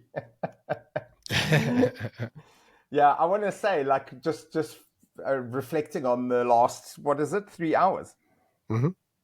more or less. Yeah, with a little break in between. A lot of this, I think the reason I enjoy talking to you is I can sense when someone is themselves self-actualized, you know, and you've done it with self-compassion. So it's easy for you to be compassionate. I mean, from the minute I met you, I sensed compassion and with that balance of self-actualization. Like, I know who I am and I'm able to be compassionate towards you. Hmm. And I mean, we don't know each other that well, but based on the principles, as you said, but it's also about there's a completely different level of insight that can be achieved when people are resonating on that aiming to be self-actualized in a self-compassionate way. It's easier. It's so natural. I mean, this conversation is live. Anyone listening to this, Rick and I haven't spoken in a year. I Yeah, it's mean, been a but year. Yeah. but we gelled immediately. We gelled the first time, and we gelled again because not because we read the same books. We come at these things from very different angles, but these things work, guys. They work. That's why you need to listen. Maybe I should end it with that. No, that's a good place to end it. Angelo, if people want to go like this is a great comment. I'm glad I got to listen to this conversation. I got to learn more about what Angelo Vincent Deboni is doing. Where should they go to check out some of your stuff? Or if they've got people who are like, I've got a friend who's going through the detransitioning and they need help, or Yeah. they're struggling in this pattern. How can they get a hold of you, or how can they find where your resources are? Well, probably the easiest thing, I did put it on my handle there on your screen. If you go to X or Twitter, go to Vincent Psych SE. The SE, by the way, is to allocated to Sweden because I used to live in South Africa. Mm-hmm. So they can find me there, and there's stuff that there's lots of stuff that I've done there, mostly related to the trans and detrans issue. But my first passion for people that are listening is male mental health. Okay, that's Yeah. actually my first passion because I was the kid that put a shotgun under my chin when I was 13. I told you last year when we first spoke. And I realized, as I got older, that there was no one for me. And I feel that since I've entered psychology, I think I've saved a lot of people's lives. Well, I know I have. Yeah. And that is just gold. Like It is. more than money, more than anything else. The fact that a young man in South Africa with limited resources can access me and find the courage to deal with his son's future now, to me is just gold. So for probably more relevant to your listeners, I do work with the Male Center for the Male Center for the Center for Male Psychology in the UK. Sorry, the Center for Male Psychology in the UK. I've got one or two articles on their site as well, and I collaborate with John Barry occasionally. So the male psychology thing is like the basis. But what's interesting about that is when you understand male psychology, it's much easier to understand female psychology. Okay. Whereas most of psychology in the last 40, 50, 60 years has become a feminized profession. The literature, it's very infused by feminism. The way we deal with men is very feminized. I know Yes. we spoke about this last year, I remember. So the approach that I take is, yes, with the principles in counseling psychology, but it's a masculine approach, And the irony is a lot of women love it They do. because we get to the meat of things, You're very right. Yeah, I know you've When you experienced that as well. I've been doing this now, and I do. I'm with you too. I've lost count how many guys I pulled out of the hell that is the edge. Like I've lost count of how many of those end my life calls I've had to do, and done them in my family too. Like it's like there are people who are alive today because of the conversations that you and I will have with them, and that that will echo Yes. in eternity. There will be generations that have opportunity because of those Good. conversations. So I Yeah. honor you as a frontline warrior.